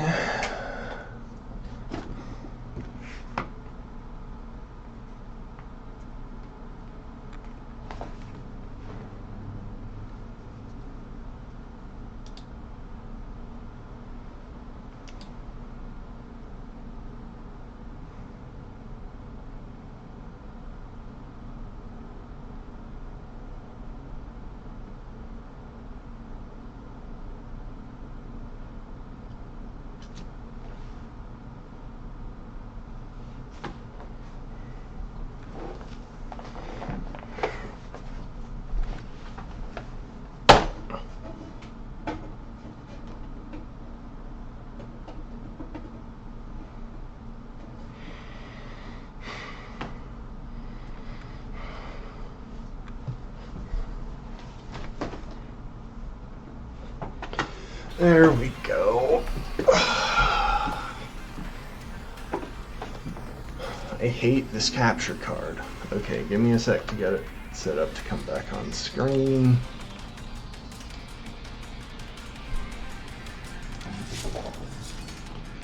There we go. Using your tail to type, yeah. Yeah, no, I'll leave the underwater to the Vaporeons.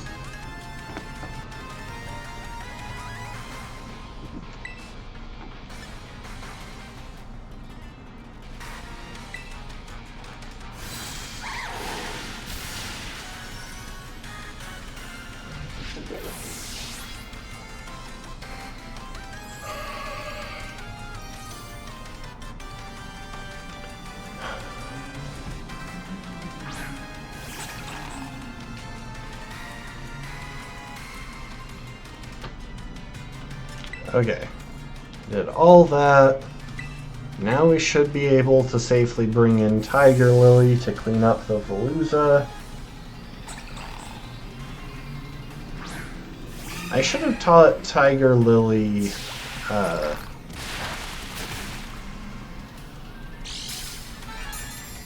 Protect for more leftovers recovery. That's my bad.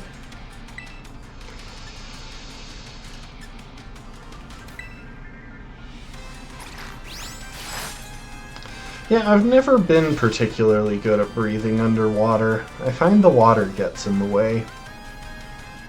Well, this is fun.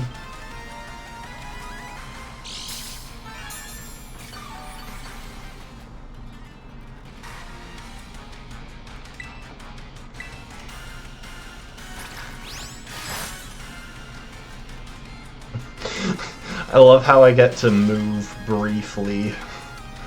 Get hit. It's actually kind of funny. Now I don't know why it's going for Ice Fang when it has a more effective move that would do a good bit of damage. You're saying that's me being a poor thing. You do realize, like, I've been frozen for 3 turns now.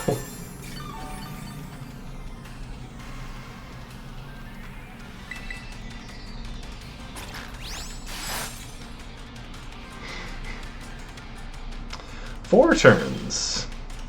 You know, this luck is turning almost as bad as the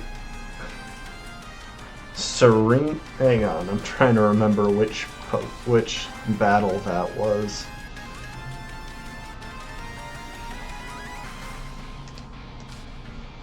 This is turning almost as bad as the Tulip Gym battle, where somehow... No, that's not it.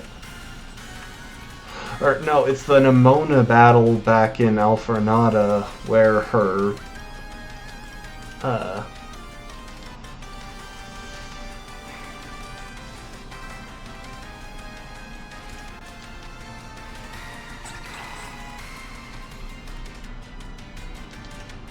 where her Sliggoo somehow developed Serene Grace because it managed to confuse with Water Pulse 5 times in a row. Yeah, so this is the move that I'm actually worried about. And now we're in trouble. Because that is a 5-turn freeze.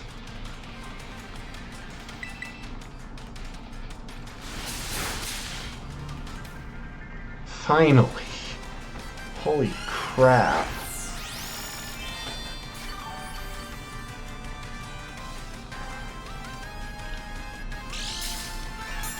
So I'm just going to keep clicking Draining Kiss in the hopes that I stay healthy enough to survive this. Don't you dare freeze me again. That was already such bullcrap. It's a 10% chance into a 5-turn freeze.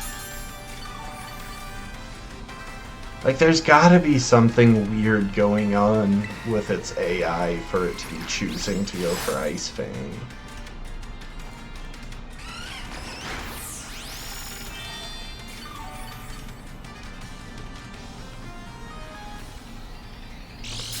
You know those frilly things on the sides of your face? I'm pretty sure those are part of your gills.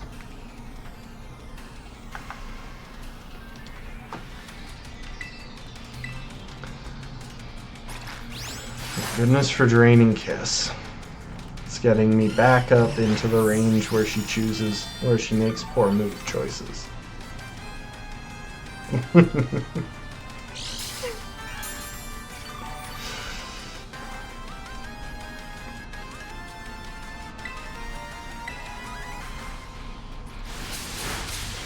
And now for some reason she's on to making good move choices.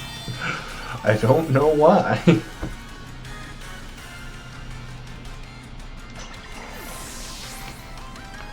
Okay, so she's on to her last Pokemon.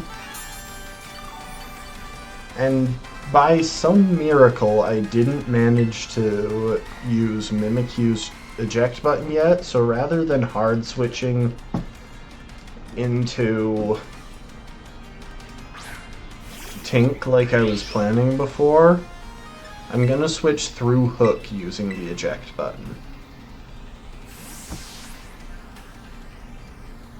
Yeah, her switch initiative decision making is just broken.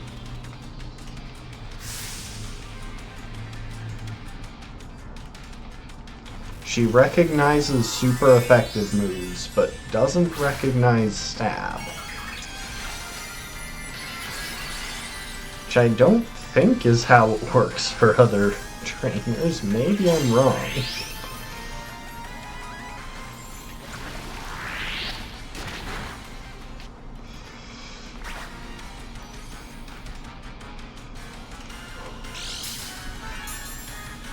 I don't know how much I can help with the roleplay. I'm kind of focused on the match, though admittedly, this should be wrapped up. It has nothing that can hit me that effectively while I've got the air balloon, which means it has to waste a move to pop the air balloon, and Gigaton Hammer should one-shot, but even if it doesn't,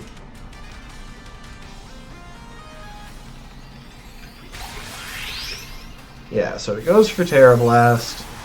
It's resisted, but it pops my air balloon.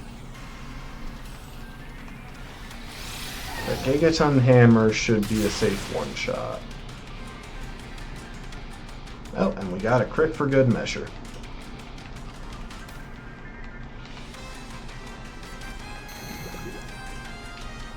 That's the Rock Terra. The ground Terra is literally wearing a cut open earth on your head.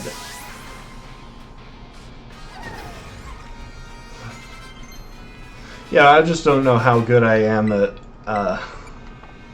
going with the Umbreon side of it. I've been an Umbreon for so many years, I don't know what it's like to be anything else. Also, I definitely should have outsped that. I ran those calcs.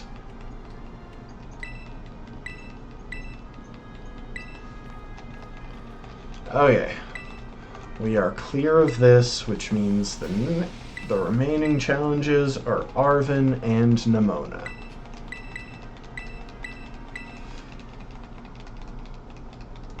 Yeah, I have no problem with you being a Seadra. I don't know if I have the time to be an Umbreon right now, even though I am.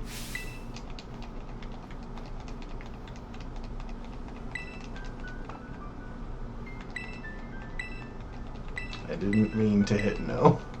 I'm just mashing A and B to try and get through the text as fast as possible.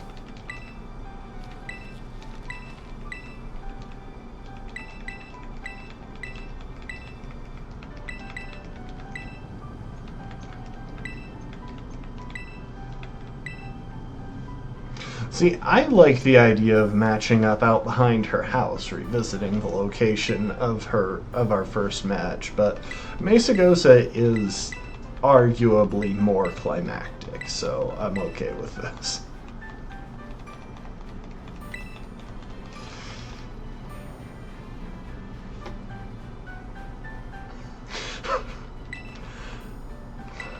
Oh wow, being a Phalanx for 3 hours That's like 15 hours when you consider having 5 brains. I always assumed that Phalanx has a different brain in each of its heads, but I've never actually proven that. Also, yeah, I totally calced it out. I could have sworn I was faster than that Glamora. Then again, maybe I didn't calc it, maybe I just checked.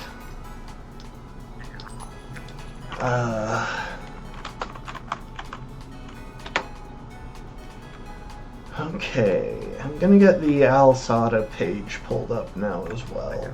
We do have to be smart about this because I have stuff going on at 6, so I'm gonna need to leave myself time to eat and drive.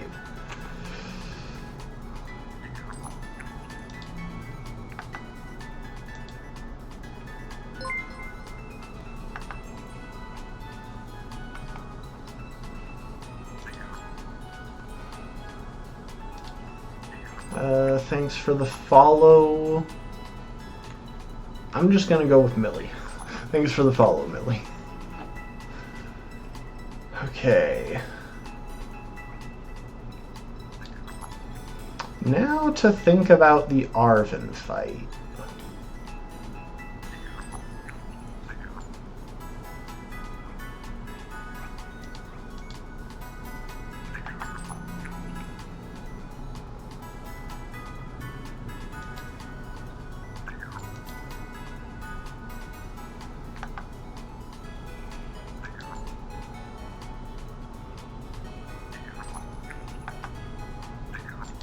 There we go. Second battle. That's the one. Okay, so his team is generally pretty well rounded. The Garganical is usually the hardest matchup, but Cloyster can be an issue too. His Greedent is by far the easiest Pokemon on his team to get set up on.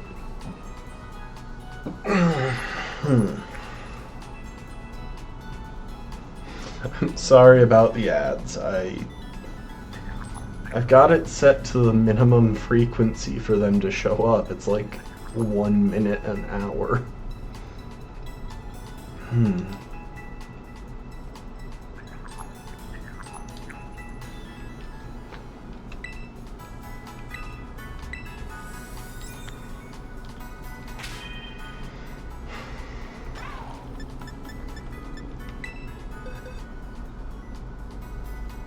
Oh, I'm sorry.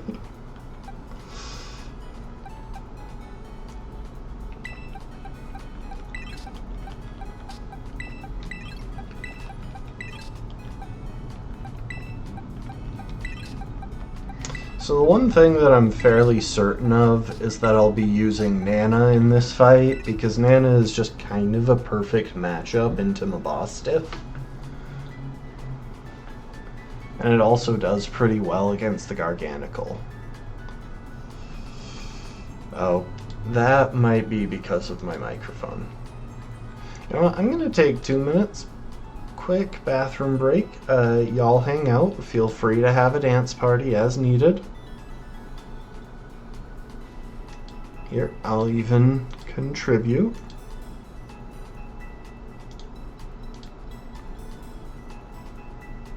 Okay, back in a minute.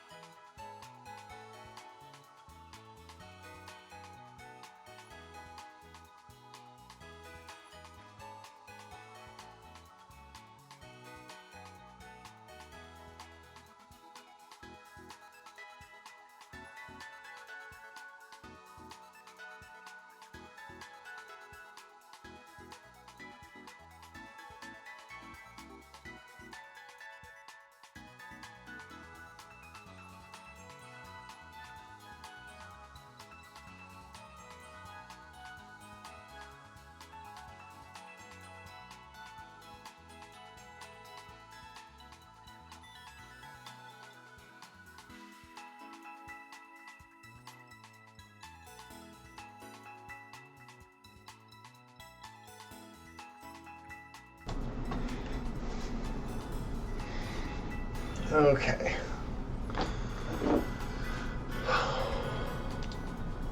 Sorry I didn't leave y'all with better music. I didn't mean to leave y'all with just the Pokemon Center music.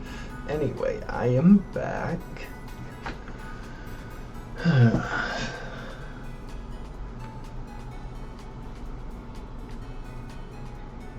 Like, honestly, I almost feel confident that we could just one and done with Nana. 'Cause here's the thing.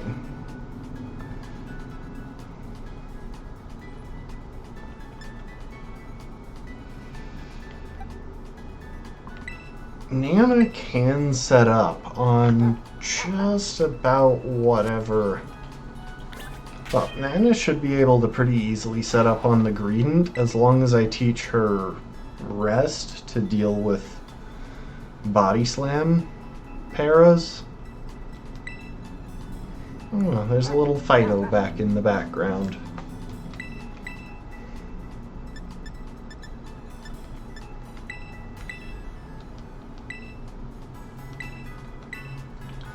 The Greedent has 0 IVs across the board, and it's a Greedent. It's not like it hits that hard to begin with.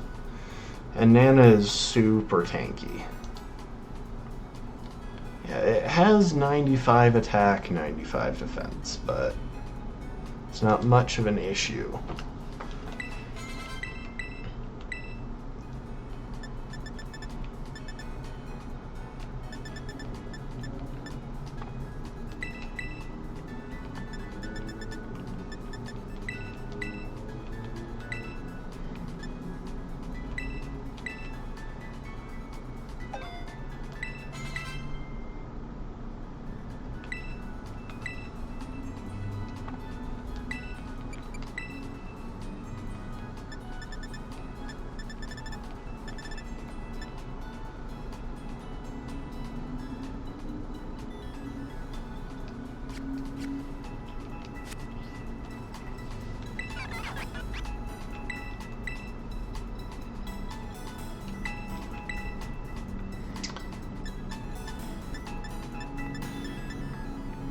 We have Trailblaze for coverage, which really only comes up against the...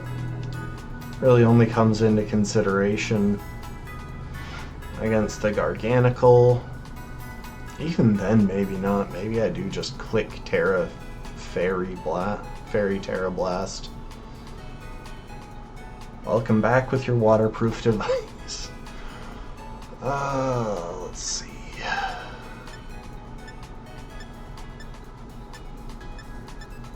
I just want to know if this thing can learn a better setup move than Work Up. But it doesn't look like it.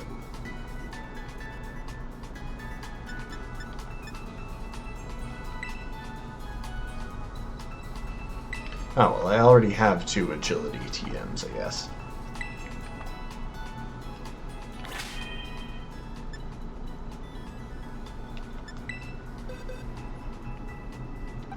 Yeah, as crazy as it is, I think I might just go with that strategy of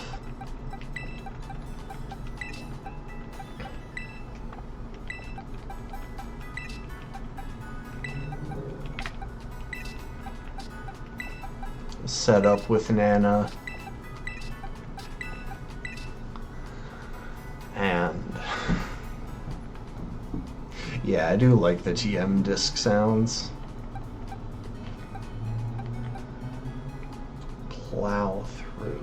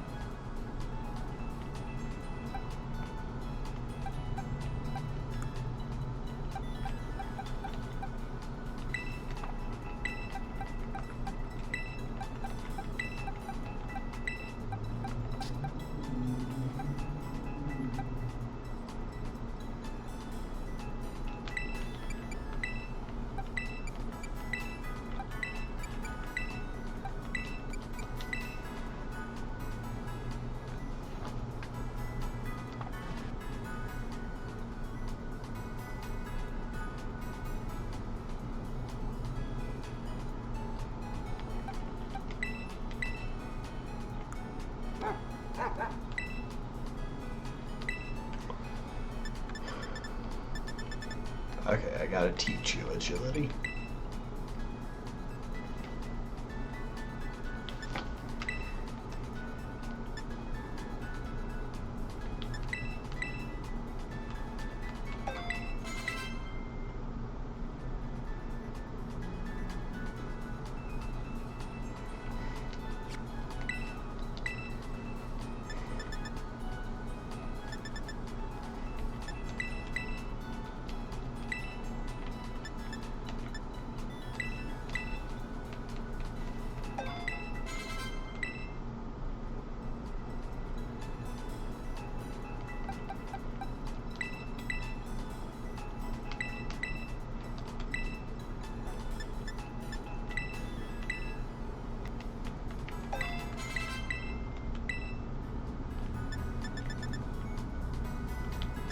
Hey, you finally learned Moonblast. I can't remember when that happened.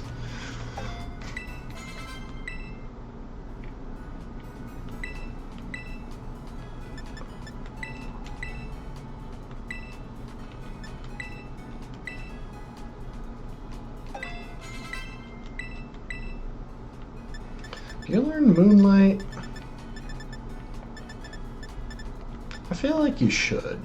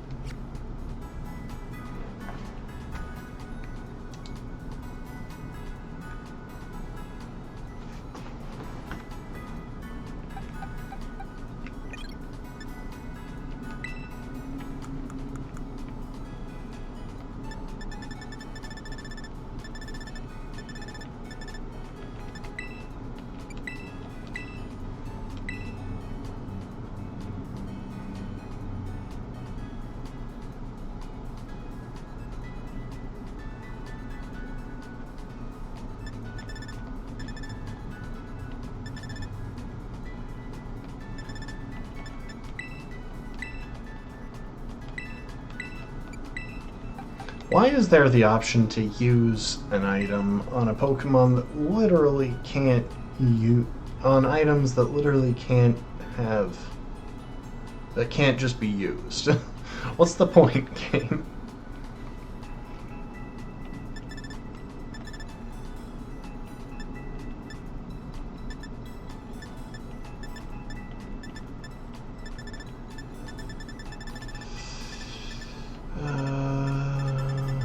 There you are.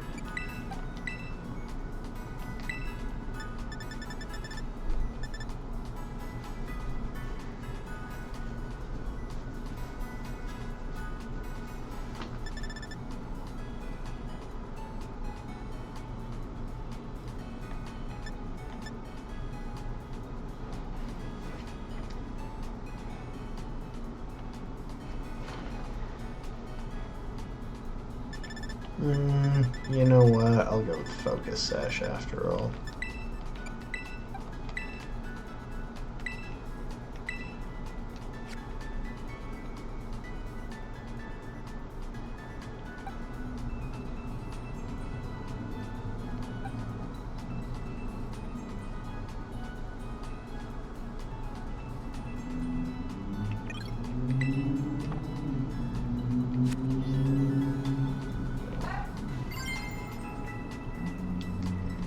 Yeah, I think I'll keep this one nice and simple. I'll probably go ahead and level up my team to... Will I level up my team? His Nabosif is 63, but then his other team members have descending team levels. I guess I'll get everyone to 62. I have the resources for it.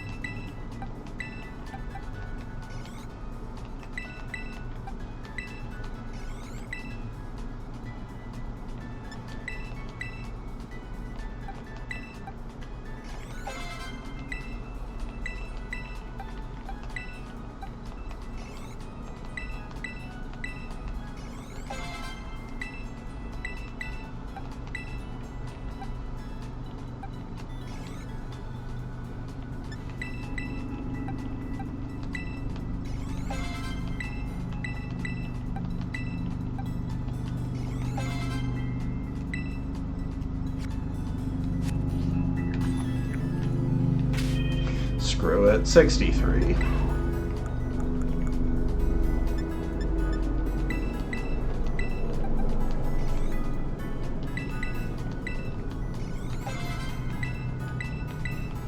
I have so much room, and like the Pneumonified is at level 66. I didn't mean to use just one.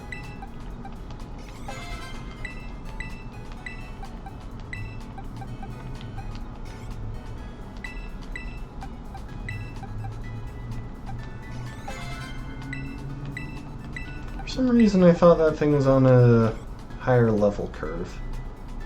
Oh well.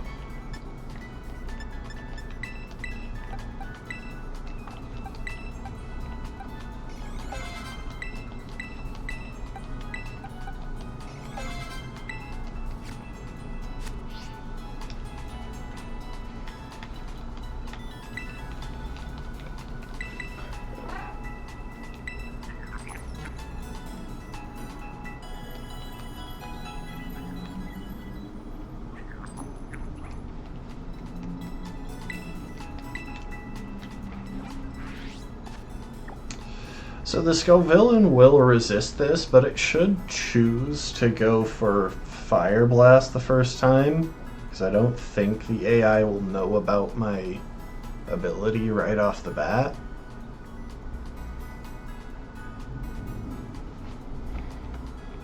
Yeah, what I don't know is the switch initiative on some of this.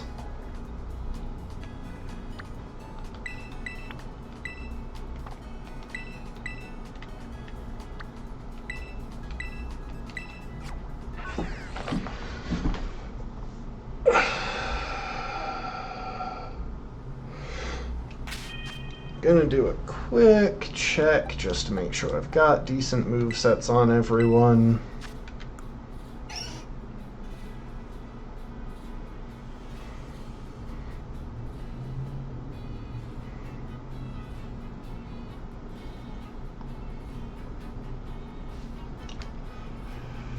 Yeah.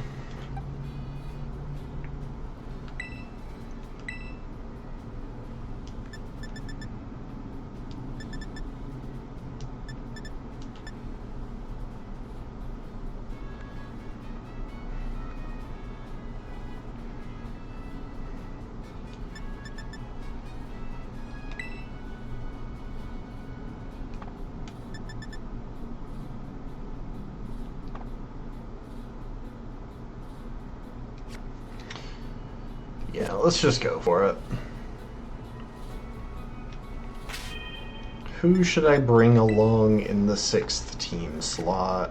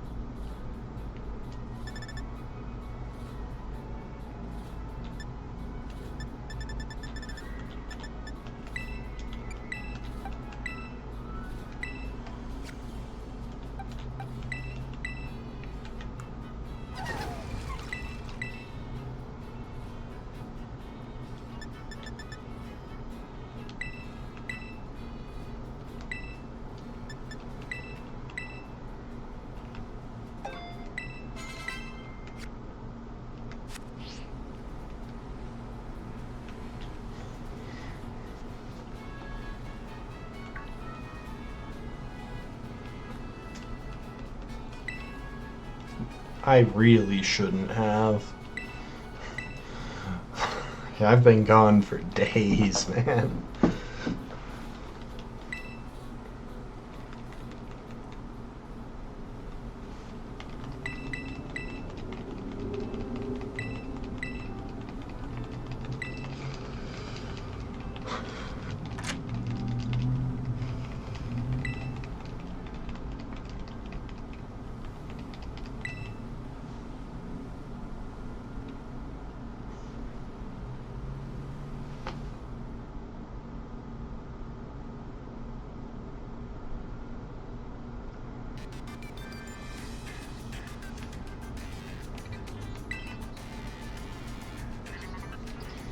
Yes, yes, we know, Al.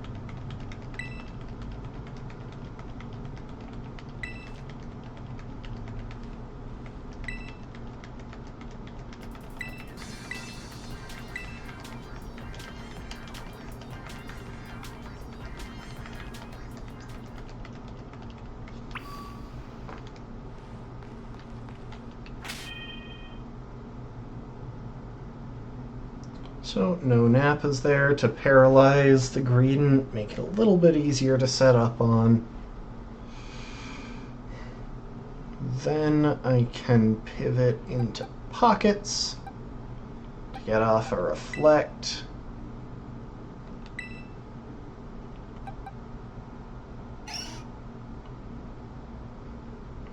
Into Wendy to throw off a few, or not Wendy, Peter to throw off a few charms.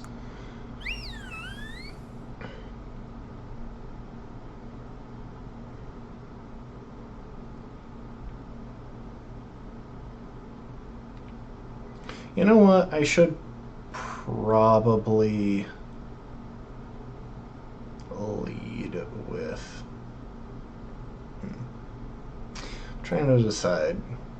Nah, I'll lead with no nap.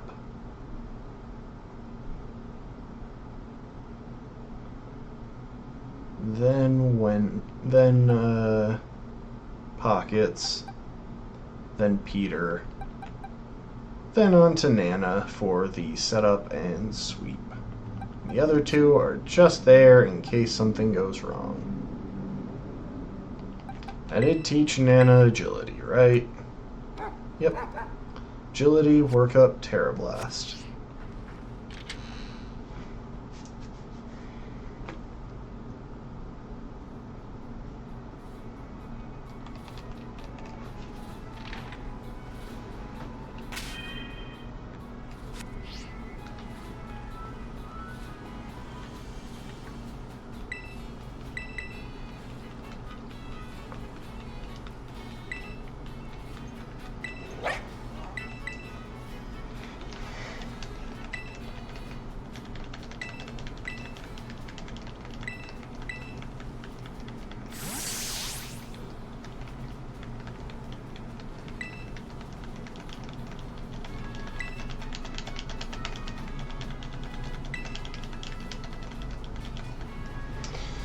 Arven's a good character as long as you can manage to ignore all of the atrocious food puns.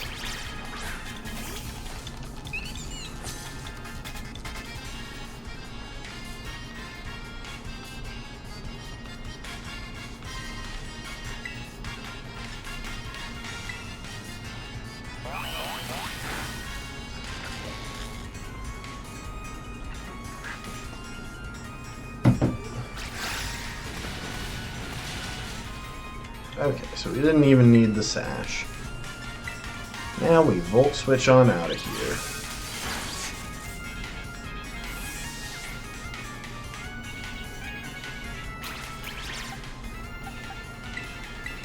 Pockets comes in on...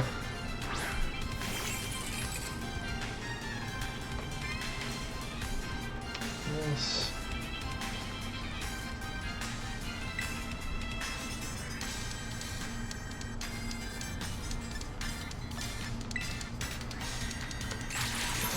a reflect.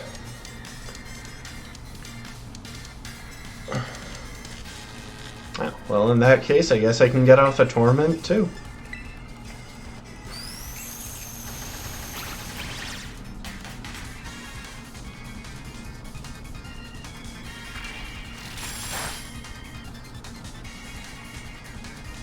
I kind of forgot that Psychic Feigns did that.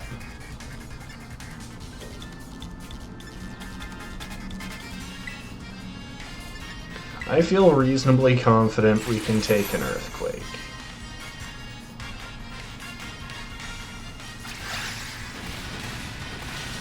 It's a green and we're a physically bulky Pokemon.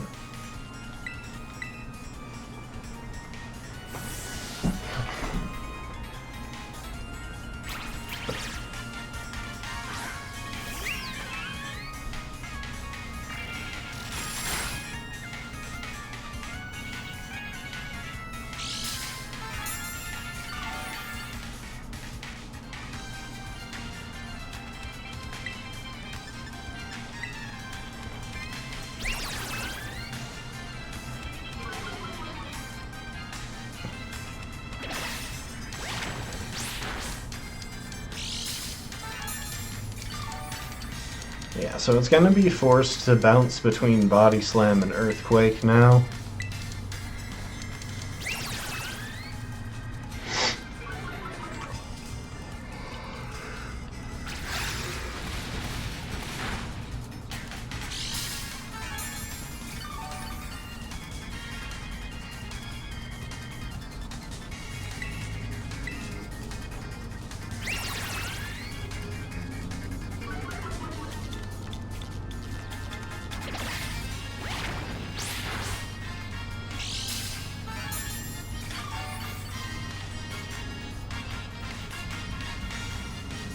We got lucky dodging crits, so now it's off to Nana, our most durable Pokemon on the physical side. Honestly, Nana is an absolute tank.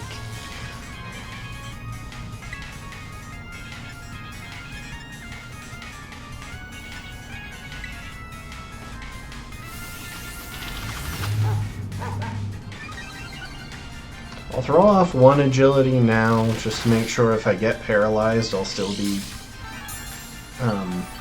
outspeeding.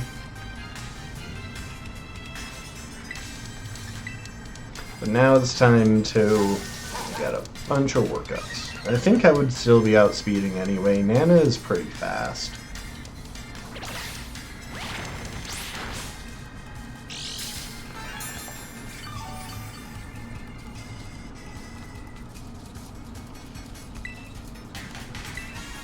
And between the paralysis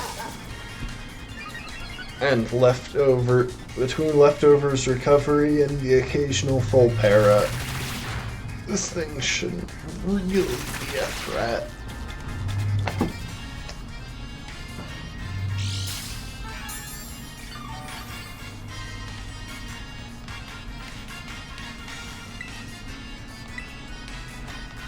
We are going all the way to +6, because Nana doesn't hit that hard naturally, and even after a Terra, one of these Pokemon is going to be resistant to our moves.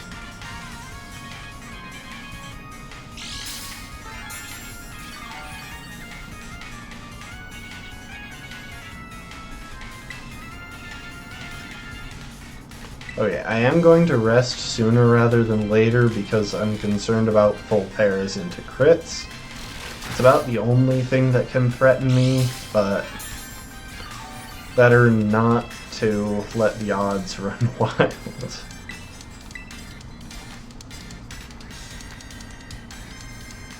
Oh my gosh, I hate you. I didn't think about that. It actually needs to get my HP a little bit lower.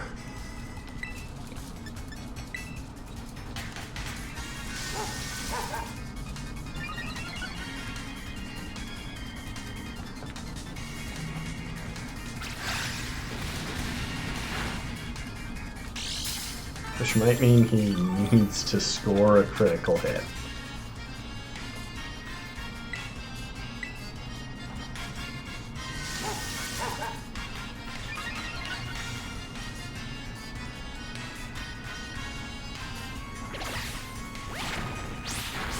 High roll body slam could also work, I think. Okay.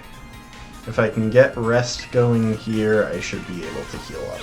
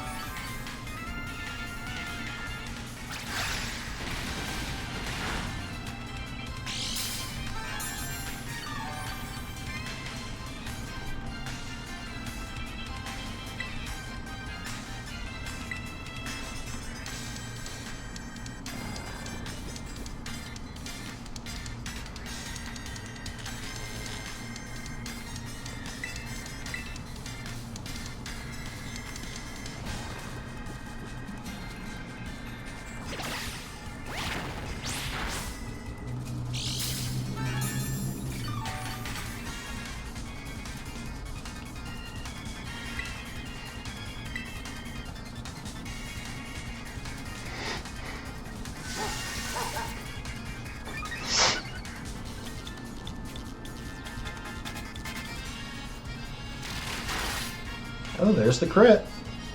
I mean, one had to happen eventually.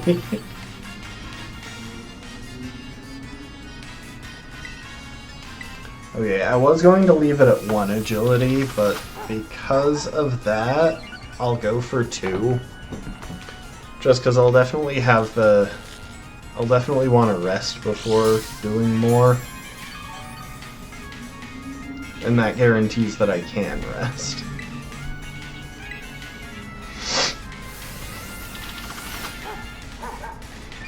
So, no point in even slightly risking being outsped by anything on his fairly slow team, if I'm being honest.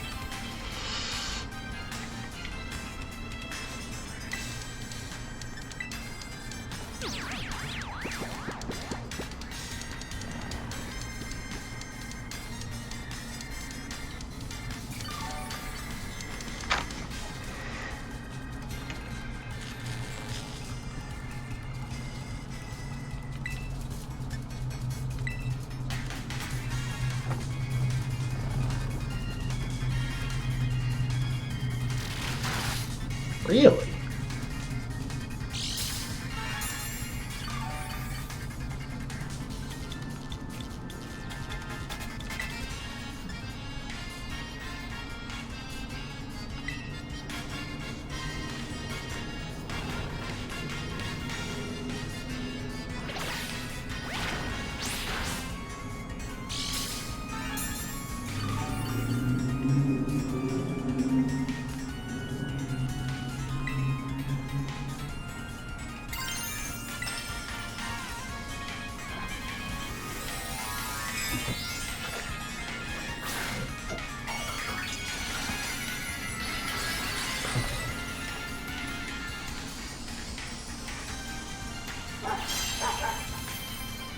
It's so weird seeing the eyes shut in the Terra animation.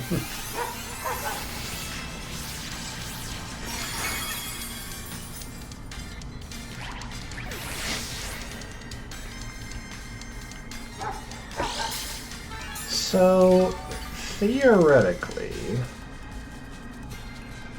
I think, yeah, Toad Scroll would be the next out, because it has 120 base power whip. Regardless of whether it recognizes stab. Oh, it also has Sludge Bomb. I didn't even notice that. Anyway, goodbye, Toad Scroll.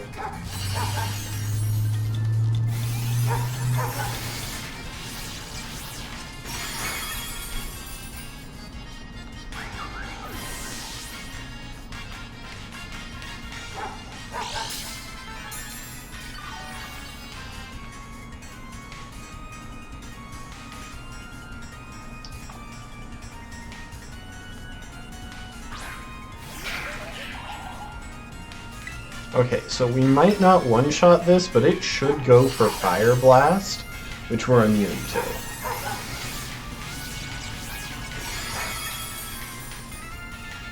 Okay. Well, that reduces my worries about one-shotting the Garganical. I think we should probably be able to do it.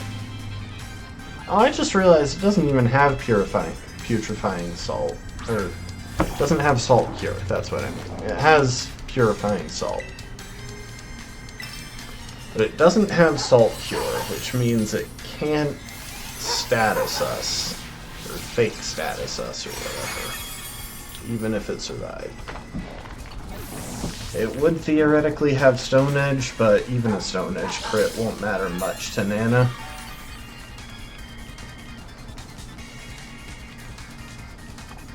The funny thing about Arven's Cloister is that because it leads Rock Blast and Liquidation as 25 base power moves, it's pretty much always going to be the last thing out unless you deliberately bait a water move.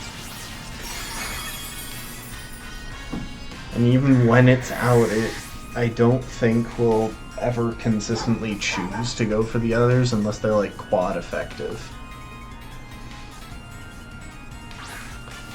Okay, and this is the matchup that I was setting up for. His starter dog versus my starter dog.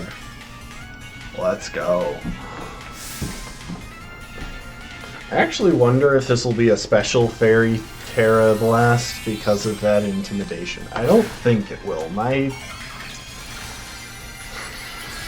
special attack is pretty abysmal.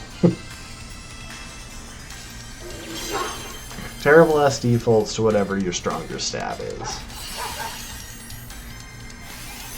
Which means sometimes a stat drop will cause it to switch types. Goodbye, Arven. Oh, and a crit for good measure. Sorry, you shouldn't have led with the most foddery of setup fodder.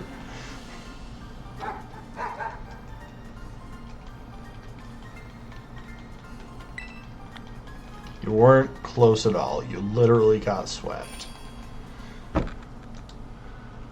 Okay, so we're probably going to wrap it up there because I still need time to eat before I got stuff to do.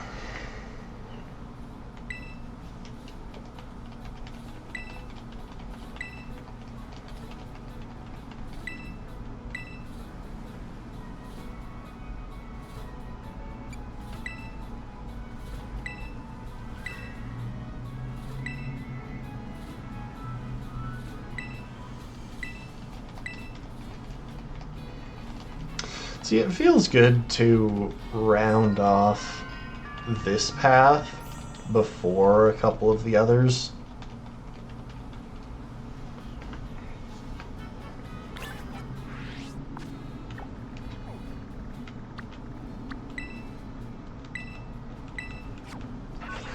Alright, so I'm gonna call it there, and next time we'll pick up with the Nemona fight and go through Area 0. And I'll try and have another game prepped and ready to go for after, because that should take like an hour and a half at most.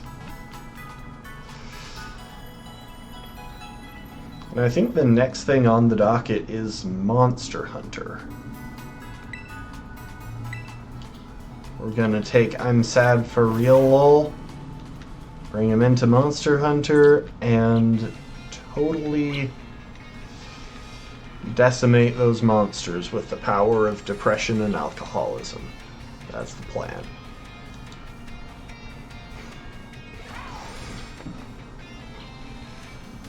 I might even try to make my character ahead of time, because the Monster Hunter character creator is pretty in-depth, and you can waste like 2 hours on it. Which I don't think would be really all that fun, but I think it feeds directly into whatchamacallit. I think it leads directly into the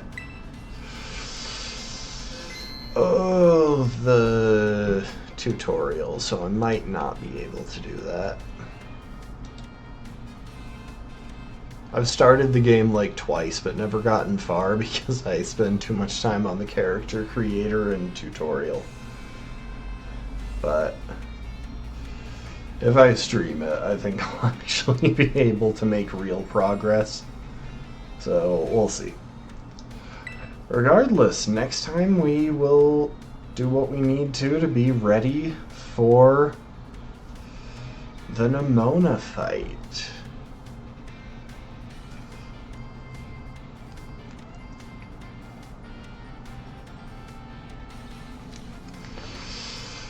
And the final fight with Alsada. So yeah, thanks everyone for being here. I know it was kind of a short stream today, but I do appreciate y'all. Definitely stream tomorrow, probably early, maybe later. I don't know if the government got funded today or not. I haven't checked, so we'll see. Meantime, I appreciate y'all, hope you enjoyed, and I hope to see you next time. Later, folks. Oh, that was a yawn. Later, folks.